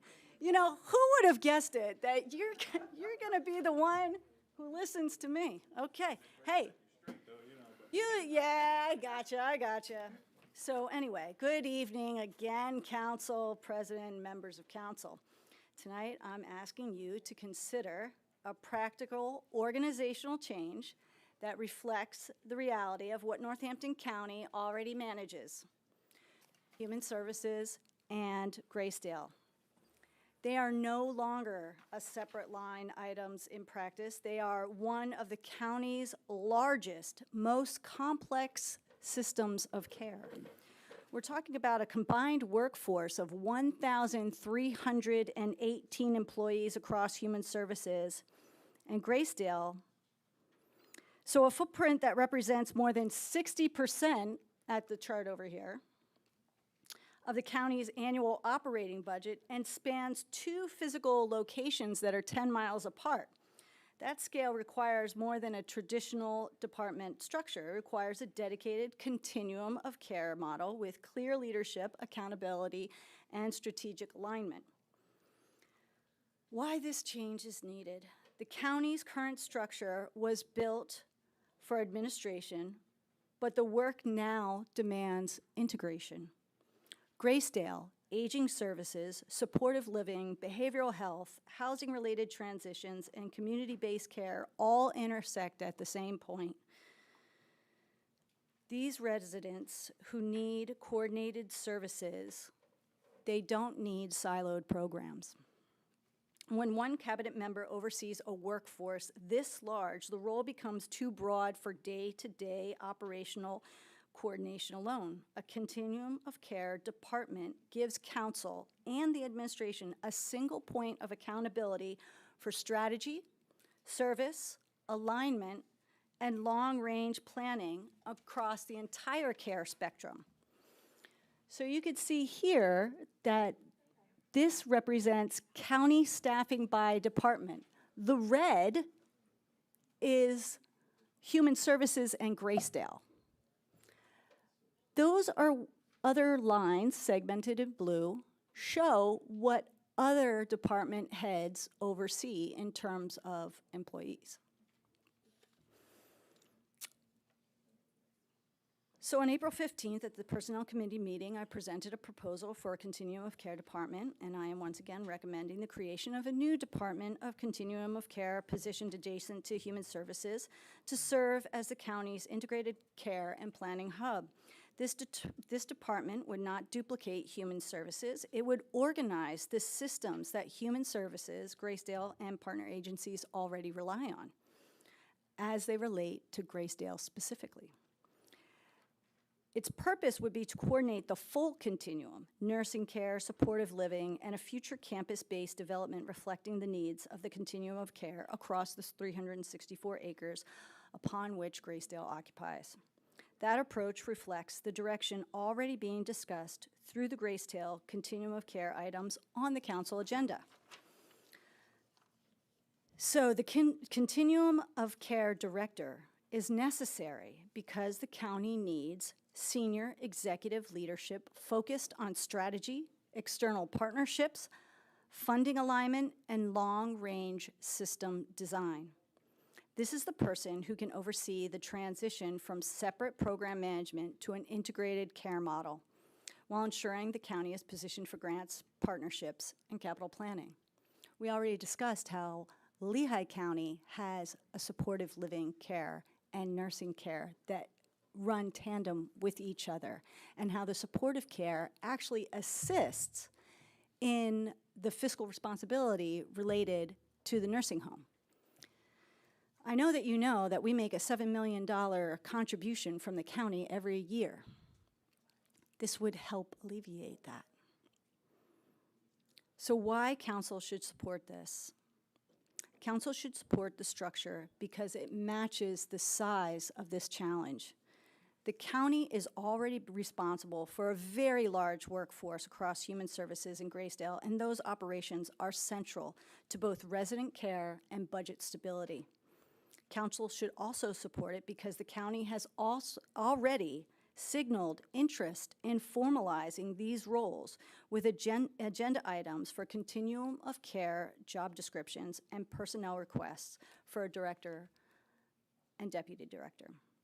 That means this is the right moment to define the department clearly and set it up for success. Council has already acknowledged that this work would require new cabinet level leadership, and tonight we're bringing forward the structure to make that possible. So in closing, this proposal is not about adding bureaucracy.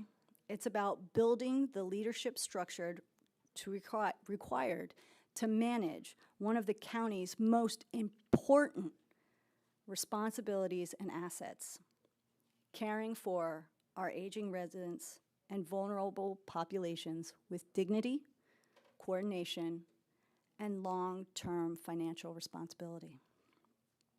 The Department of Continuum of Care gives Northampton County the framework to modernize service delivery, support Graysdale's future, and align public resources with a more integrated model of care. Thank you. Do you have any questions? Go ahead, Nadeem. So I have a simple question. If the residents need a wheelchair,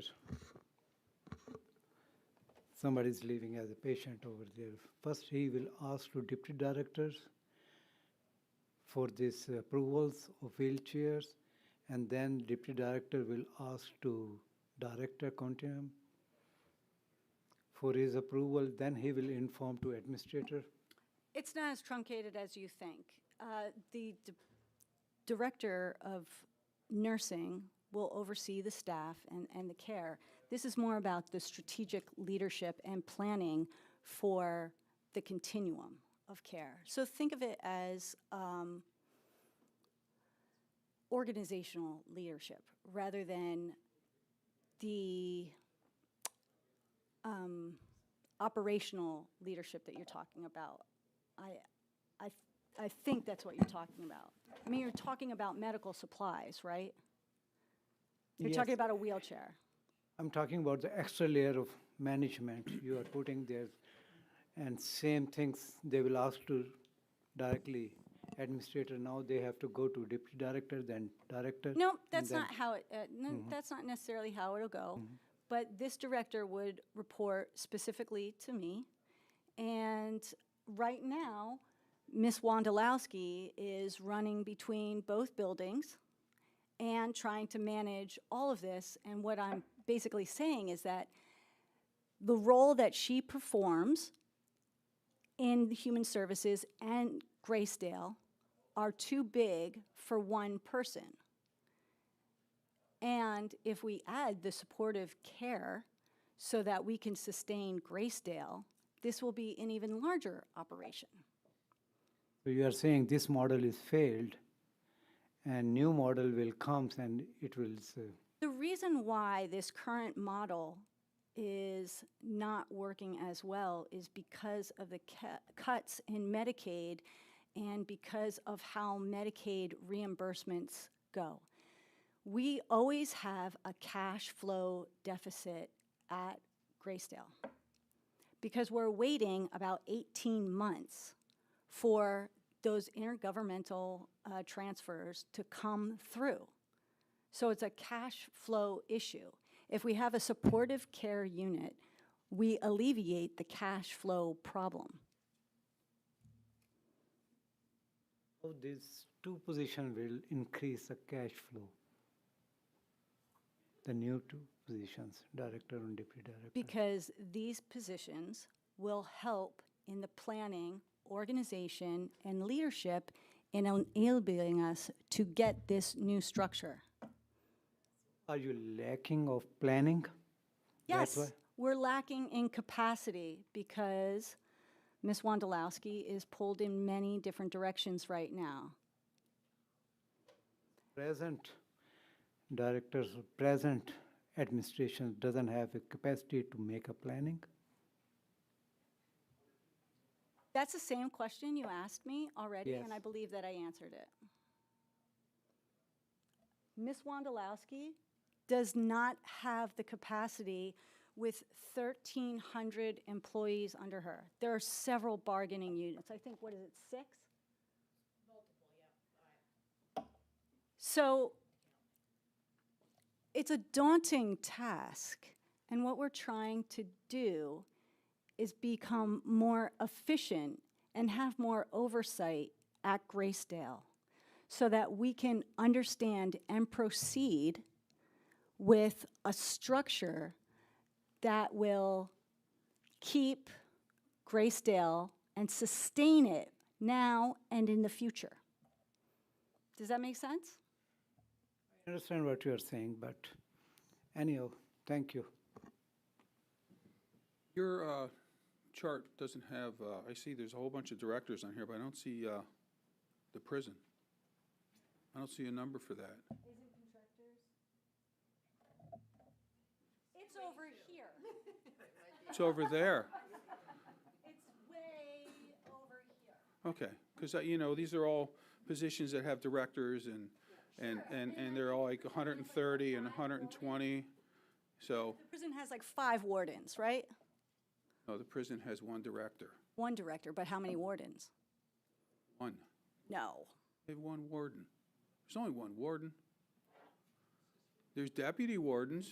Deputy wardens, sorry, deputy There's wardens. one They all warden, call there's themselves deputy wardens wardens. for different, You're right. Thank you for the correction, just Ken. I do like to appreciate see that. that After there. all of your work in corrections, I know that you know this. Yeah, well, I just wondered why it wasn't on the chart. Because I can't just put everything on a poster. I tried.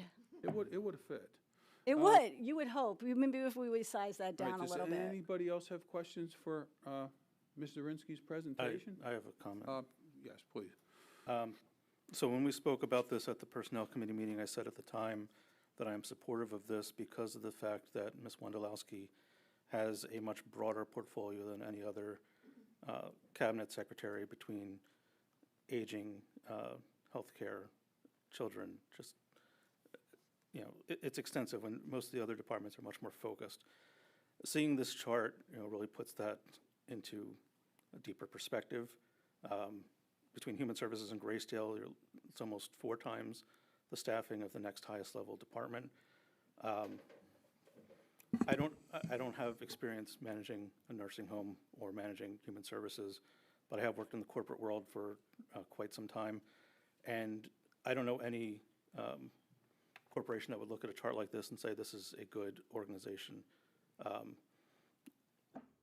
Generally, they're moving towards flatter organizations, distributing staff more efficiently to make sure that one manager isn't overwhelmed by the number of staff. So I think it's important to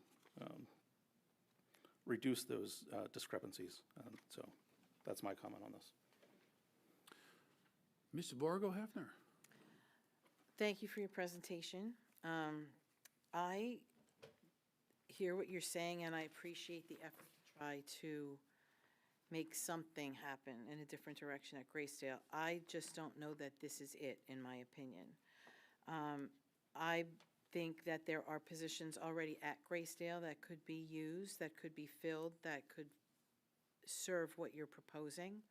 And if, unfortunately, the wrong people were in them prior to your administration, then maybe we should be finding the right ones to do the job. I don't think. I'm okay. speaking, thank Sure, you. sorry. My apologies, Ms. Thank you, because I don't know that you know what I'm referring to. I think that there's a finance director, there's director, all these positions exist. And it's not the hierarchy, and if the right people were there, then Ms. Wondolowski wouldn't have to have so much oversight. Ms. Wondolowski's also had this job for 8 years and has not complained till now that she's had to do this, or at least not publicly to this body. While I do believe that it's a lot, I think that spending money at this time to create 2 new positions is the wrong direction. And I think if we're looking for a subject matter expert to talk about how to really take care of this, that person is sitting on this dais, that person has knowledge of how to do this, and that person has done it. And I would really like to hear what he thinks about this, because he's done the job. Can I reply? Am I allowed to? I would like to hear from him. You can reply to that one, and then if Dave wants to talk, I'll let him talk. Yeah, I just want to say, this is a plan that I have tried to unfold. It has nothing to do with Ms. Wondolowski per se. It has to do with the structure and hierarchy within our operating system. Graysdale is an entity unto itself. And it's not that the management there is inadequate. It's not that the Department of Nursing is inadequate or that people aren't doing their jobs. It's that the cabinet needs somebody specific who is focused on Graysdale because it is that big. It is a county asset and responsibility that I do not want to drop the ball on. And I do understand that Mr. Holland does have nursing home experience.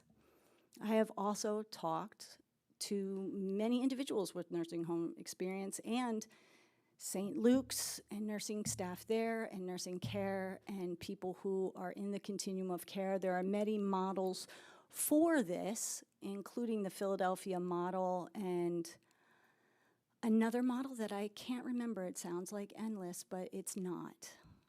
Right? English, thank you. It's like English, but yet not. English. So this is something that is coming from the administration. This is why I was elected to be executive, to lead. And I'm trying to lead from this podium. Anybody else from council have any questions? Mr. Holland?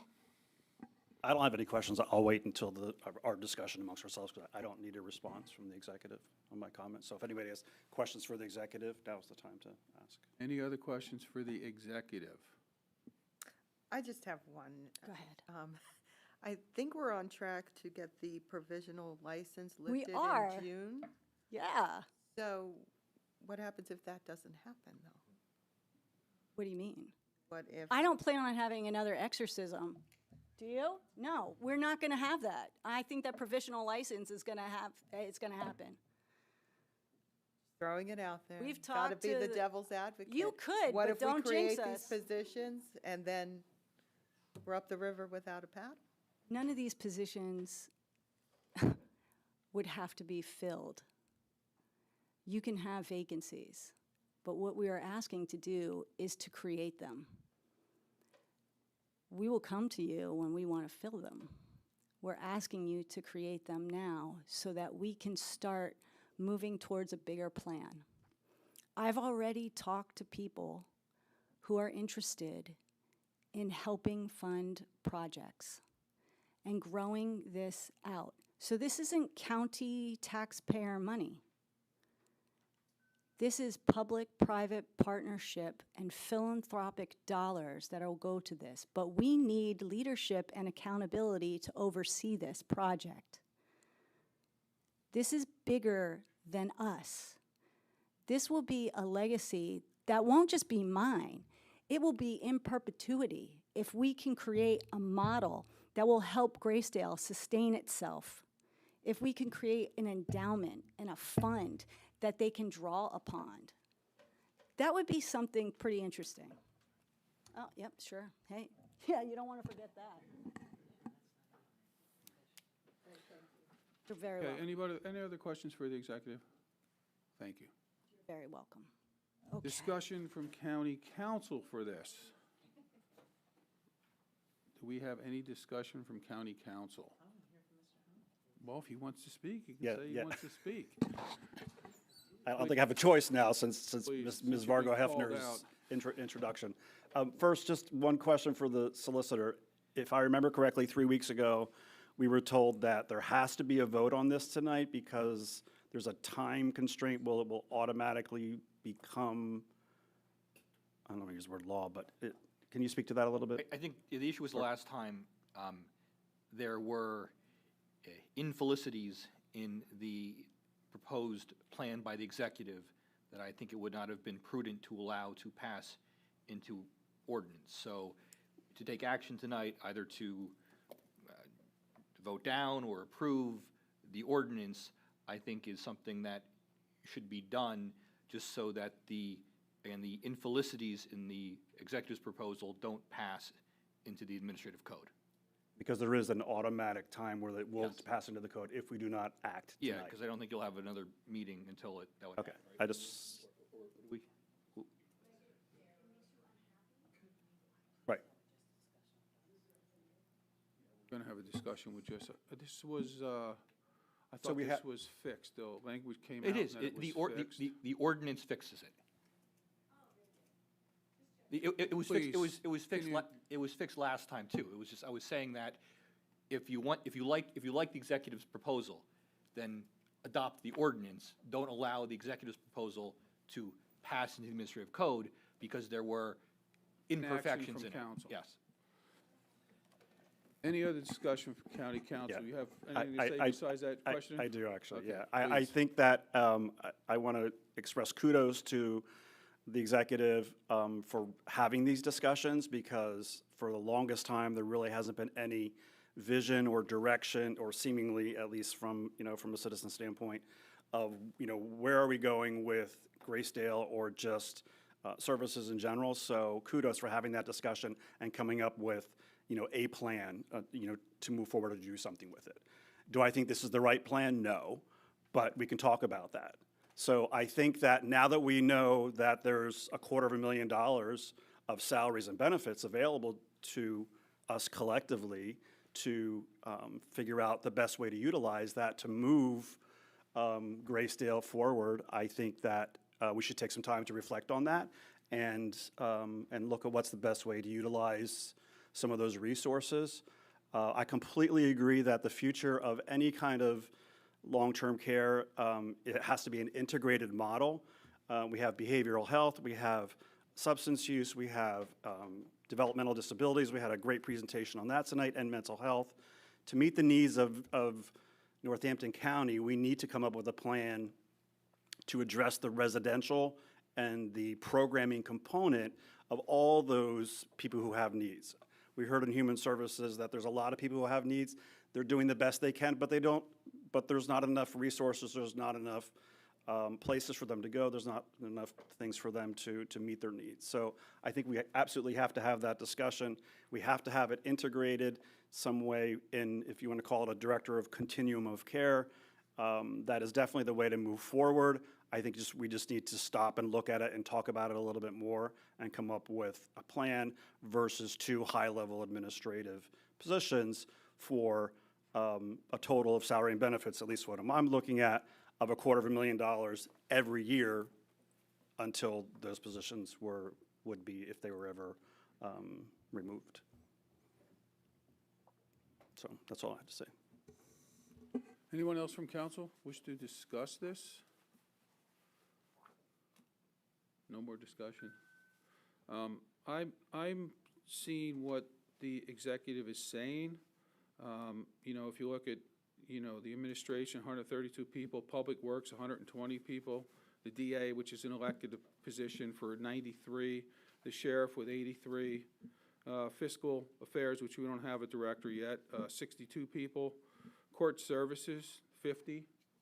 These are all appointed positions. They're all directors of those things. And you look at Human Services and Graysdale, and you have 1,318 employees. As Mr. Billette said, I don't know how one person is supposed to do that. I understand that we all want to do things at the nursing home. I mean, these positions will be at Graysdale, but, 1,318 people for one director. It's a lopsided chart. I know it's $250,000 for both positions if they're filled. If we approve this, she has to come back to us for the appointment of the position, like they do for every other cabinet position we have to approve as council. They may not be filled, I don't know. But clearly looking at the structure of the county and the directors, not parceling off Graysdale and where they're going to be located at, it is very lopsided, as Mr. Bullet said. It's nearly impossible for one person to be ahead of 1,318 people. So I think we should vote for this. I think we should give it the chance. It doesn't mean it has to be filled. If it's filled and it doesn't work, it can easily be unfilled. You know, it can go away just as easy as we put it into things. So I think we should support this. So with that said, I'd like to call for the vote, please. Ms. Keegan? Yes.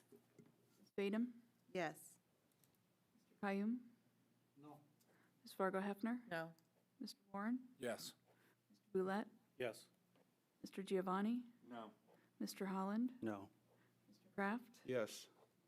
Passes by a vote of 5 to 4. Thank you. Next thing on the agenda is, more old business. Now we're going to, as everybody knows, we had, I guess we're going to call them the stoplight easements. So, yeah. Motion, Ken. I need a motion to untable an ordinance entitled, "An Ordinance Creating Permanent Easements for the Construction and Maintenance of Signal Installation Sullivan Trail, Plainfield Township." Point of order. Yes. Can we make a motion to untable all of them? I At the don't same know, time, 'cause- to save time, so that we Can can we? vote on each one of them Mr. individually? I mean, we, Because we tabled them right. all We together. discussed all this, and we have already gone through it all, but they had some kind of errors in the de minimis errors. We tabled them individually. Oh, did we? Oh, we did? Okay, so we'll do Okay. it quickly. You ready? Here we go. You ready? I need someone to make a motion on table the Motion. ordinance. Second? Vote for a motion on table the ordinance.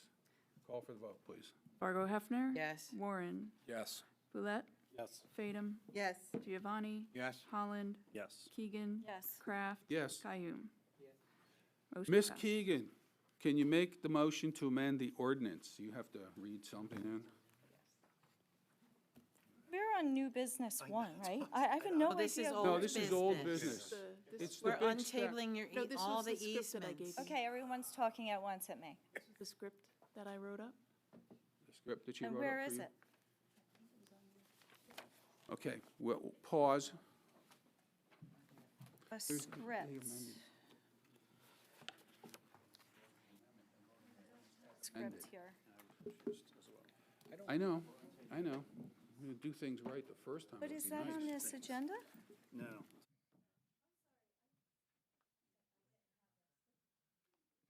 All right, we're on. Ms. Keegan, could you please make the motion to amend the ordinance? So motion to untable an ordinance entitled, "An Ordinance Creating Permanent Easements for the Construction and Maintenance of Signal Installation, Sullivan Trail, Plainfield Township."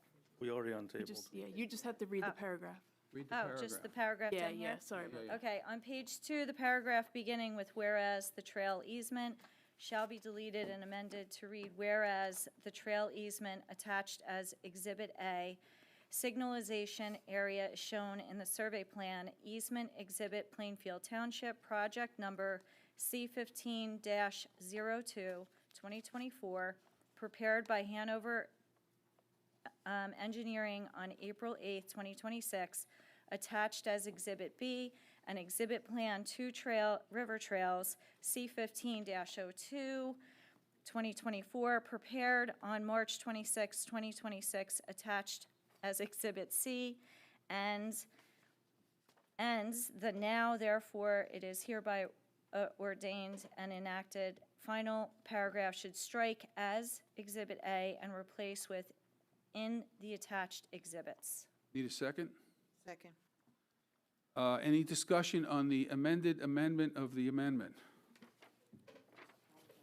Call for the vote. Ms. Keegan? Yes. Ms. Fargo Hefner? Yes. Mr. Warren? Yes. Mr. Boulette? Yes. Ms. Fadum? Yes. Mr. Giovanni? Yes. Mr. Holland? Yes. Mr. Kraft? Yes. Mr. Kayum?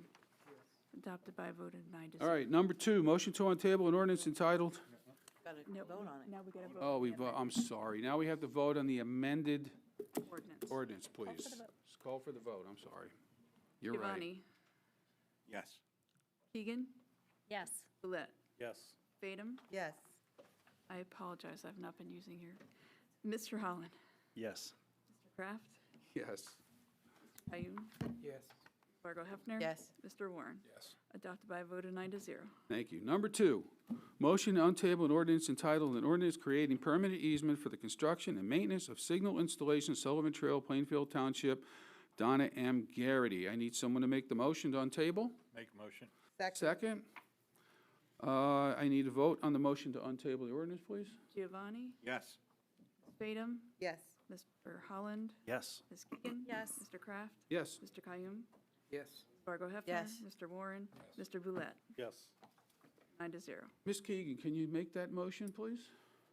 To amend the amendment motion? Okay, so it'll be on page 2, the paragraph beginning, whereas the trail easement shall be deleted and amended to read, whereas the trail easement attached as Exhibit A, signalization area is shown in the survey plan, easement exhibit Donna M. Garrity, project number C15-02, 2024, prepared by Hanover Engineering on April 8, 2026, attached as Exhibit B, and signal easement plan 2 Rivers Trail C15-02, 2024, prepared on March 26, 2026, attached as Exhibit C. And the now, therefore, it is hereby ordained and enacted, final paragraph should strike as Exhibit A and replace with in the attached exhibits. Ms. Keegan made a motion. Do I have a second? Second. Is there any discussion from council on the motion? Can we have a vote for the motion as amended, please? Keegan. Yes. Ms. Fargo Hefner. Yes. Mr. Giovanni. Yes. Mr. Holland. Yes. Kraft. Yes. Mr. Kayum. Mr. Warren. Yes. Mr. Boulette. Yes. Ms. Fadum. Yes. Now can we have a vote on the amended ordinance, please? Mr. Giovanni. Yes. Mr. Warren. Yes. Mr. Holland. Yes. Ms. Keegan. Yes. Mr. Kraft. Yes. Mr. Kayum. Yes. Ms. Fargo Hefner. Yes. Mr. Boulette. Yes. Ms. Fadum. Yes. Adopted by a vote of 9-0. Okay, number 3, I have a motion to untable an ordinance entitled an ordinance creating permanent easement for the construction and maintenance of a signal installation Henry Road Trail, Daniel Speth. Motion. Second. Got a motion and a second? Mr. Boulette. Yes. Ms. Fadum. Yes. Ms. Keegan. Yes. Mr. Kraft. Yes. Mr. Kayum. Ms. Fargo Hefner. Yes. Mr. Warren. Yes. Mr. Giovanni. Yes. Mr. Holland. Adopted by a vote of 9 to Ms. 0. Keegan, can you read in the amendment, please? On page 2, the paragraph beginning with whereas the trail easement shall be deleted and amended to read, whereas the trail easement attached as Exhibit A, signalization area is shown in the survey plan, easement exhibit Daniel Speth, Henry Road Trail Crossing, project number C15-02, 2024, prepared by Hanover Engineering on April 8, 2026, attached as Exhibit B and Exhibit Plan 2 Rivers Trail C15-02, 2024, prepared on July 25, 2025, attached as Exhibit C. And the now, therefore, it is hereby ordained and enacted, final paragraph should strike as Exhibit A and replace with in the attached exhibits. Do I have a second? Fine. Will you have discussion from council? Seeing none, call for a vote on the motion, please. Ms. Keegan. Yes. Mr. Giovanni. Yes. Mr. Kraft. Yes. Mr. Kayum. Yes. Fargo Hefner. Yes. Mr. Warren. Yes. Mr. Boulette. Yes. Ms. Fadum. Yes. Mr. Holland. Yes. Adopted by a vote of 9 to 0. Call for the Okay, now I need a vote in the amended ordinance, please. Motion to approve? Giovanni. Yes. Ms. Keegan. Yes. Mr. Kayum. Yes. Ms. Fargo Hefner. Yes. Mr. Warren. Yes. Mr. Boulette. Yes. Ms. Fadum. Yes. Mr. Holland. Yes. Mr. Kraft. Yes. Adopted by a vote of 9 to 0. All right, number 4, a motion to untable an ordinance entitled an ordinance of a county council of Northampton County authorizing the amendment of the existing Garrity Trail easement with Donna M. Garrity recorded on May 21, There's no amendment 2021, to this one. to modify the existing easement area from 18,873 square feet to 17,902 square feet, more or less, as determined by survey of real property by the County of Northampton, Plainfield Township, Pennsylvania. The trail easement agreement amendment modifies the easement area with no change to the terms, conditions, rights, and responsibilities in the trail easement agreement. The Garrity Trail easement is part of the Two Rivers Area Trail Gap. I need someone to make a motion to untable the Motion. ordinance. And a second. I need a vote for the motion to untable the ordinance, please. Fargo Hefner? Yes.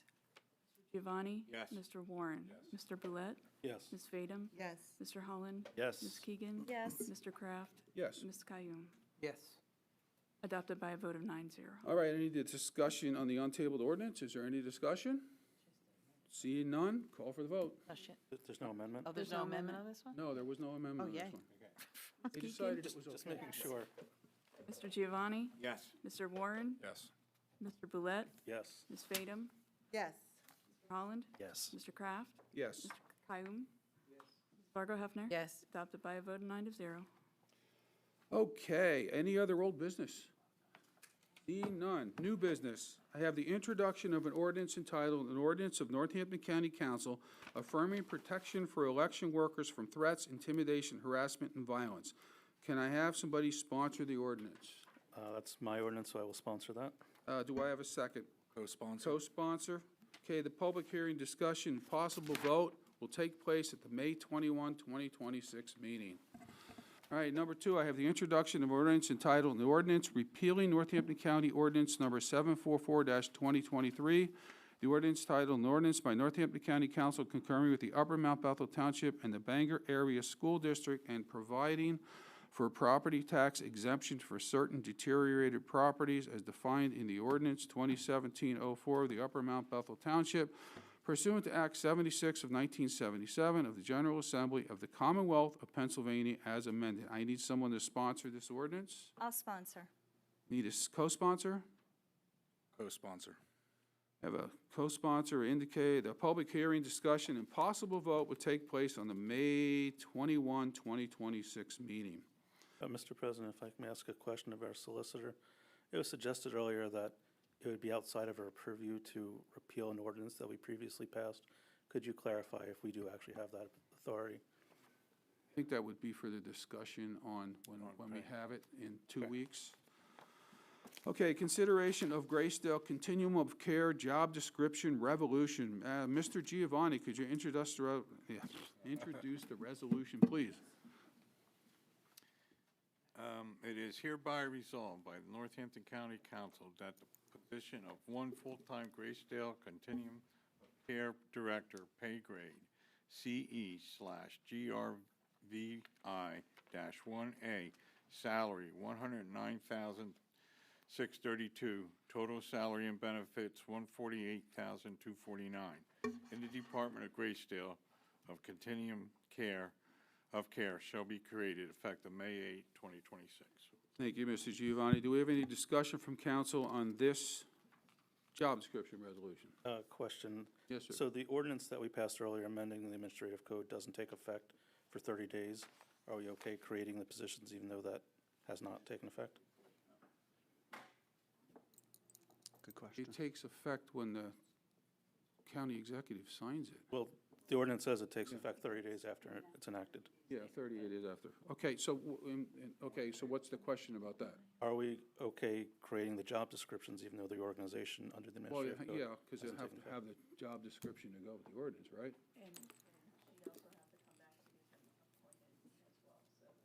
I just wanted to make sure that it's okay to do that, okay? Any other discussion on this? I do. Yes? I would, again, urge to not approve these, to give us a moment to review the job descriptions. I think there's a lot of duplication between the administrator, the lead accountant, which has been an unfilled position for I don't know how many months. It is posted now. But that lead accountant, which is a position that currently exists, is very close to the deputy director job description.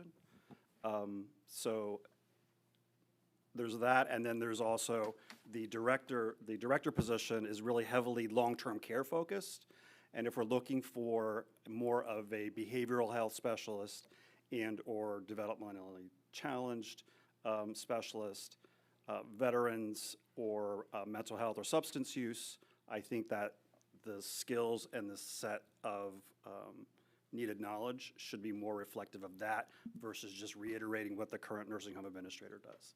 So I know we passed the administrative code, but we don't have to pass the job descriptions as written. So I would encourage you to vote no. Could I counter and suggest we perhaps table this? Yeah, sure. Well, well, we're not done with discussing yet, though. Do you have something to say? No, I said I would love to table it. Can we table something like this? It's not an ordinance. I mean, Yeah, we I'm had it, fine with we had it, it was in the, You made a motion to table.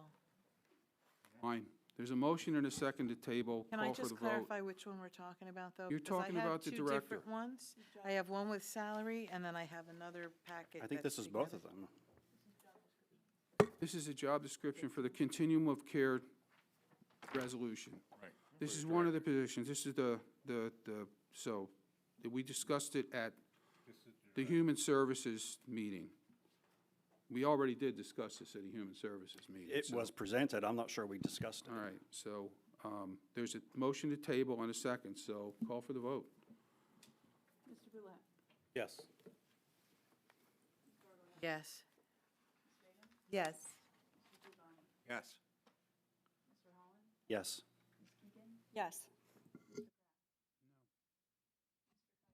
Yes. No. Next is a consideration of a personnel request, Department of Graysdale of Continuum of Care Director. Mr. Giovanni, could you introduce the resolution, please? It is hereby resolved by the Northampton County Council that the position of one full-time Graysdale Condominium of Care Deputy Director, pay grade CS/GR 32/1-A, salary $83,172, total salary and benefits $119,741, in the Department of Graysdale Condominium of Care shall be created effective May 8th, 2026. Thank you, Mr. Giovanni. Now, this is the Director of the Department of Graysdale Continuum Care. Discussion from County Council. Deputy Director, yeah, I'm sorry, the next one. No, it's Director. Director position. Director. Motion to table in the same spirit. I have a motion to table. Is there a second to the motion to table? I'll second it. Call for the vote. Yes. Yes. Yes. Yes. Yes. No. Mr. Clayton? Yes. Mr. Warren? No. Mr. Boulette? Yes. Number 5, consideration of personnel request, Department of Graysdale Continuum of Care, Deputy Director. Mr. Giovanni, could you introduce the resolution that you're going to table? The deputy Third one, director. Deputy Director. It is, I thought I just read that one, but that's okay. It's similar.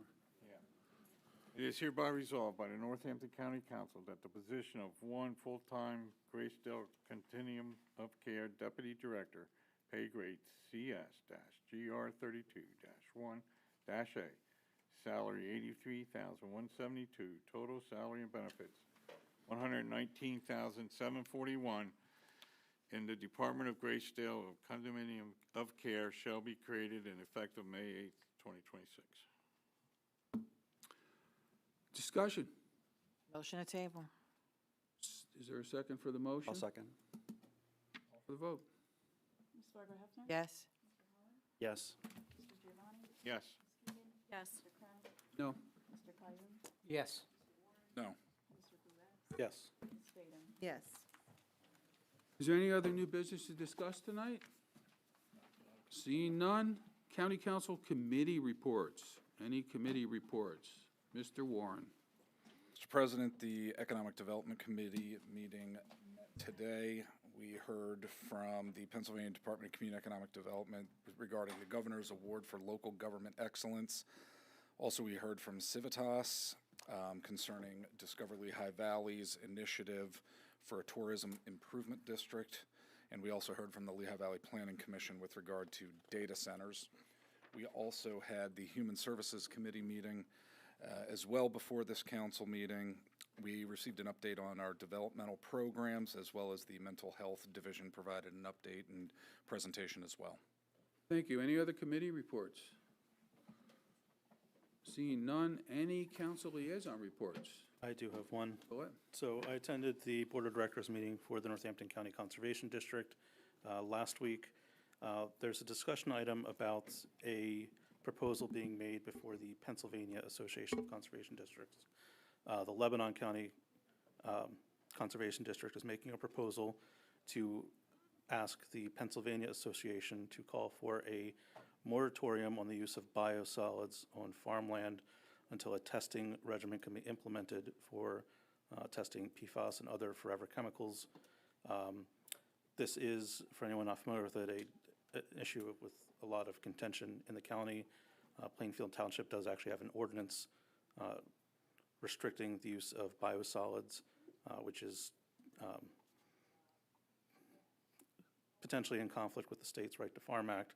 But what Lebanon County is calling for the Pennsylvania Association to do is to lobby the state legislature to update the Right to Farm Act and to call on the DEP to implement some changes that have been under review for quite a number of years. So that has not been voted on yet by the Northampton County Conservation District. It'll be likely voted on by one of our coming meetings. And they will be here soon again, because spring is in the air and they'll start spreading biosolids. They're here every year. Any other council committee reports? I just have a Chair of Courts and Corrections. Next Thursday, there's a courts cybersecurity conference that I will be attending with the court administration and our IT person and someone from administration to talk about threats to the court systems in Pennsylvania and in general from a cybersecurity standpoint, and if we may need to take some action as a result of that conference next week. So I'll let you know. Thank you. Mr. Giovanni and myself have been involved in trying to get our wonderful room up to date. We are going out to get RFP to finally get some kind of numbers to fix our room. So we'll keep you in truck as soon as we get any more information that we can give everybody. We will get it to you, and we will be voting on whatever Mr. Giovanni and I present to council. Will the administration be paying for it? Well, Because originally, yes, yeah, it was us, and apparently we paid for things that didn't work. So are they going to pick up the cost this Yeah, time? we're working Are you on that. negotiating that? Yeah, don't put the cart in front of the horse. Well, you know, just information. But we are working on it. We're moving forward, and it's moving along fine. Just wanted to let everybody know. Is there any liaison reports? Seeing none, county clerk report? Nothing? Oh, man. The solicitor's report? Nothing from me. Okay, I need a motion to adjourn. Motion. Second.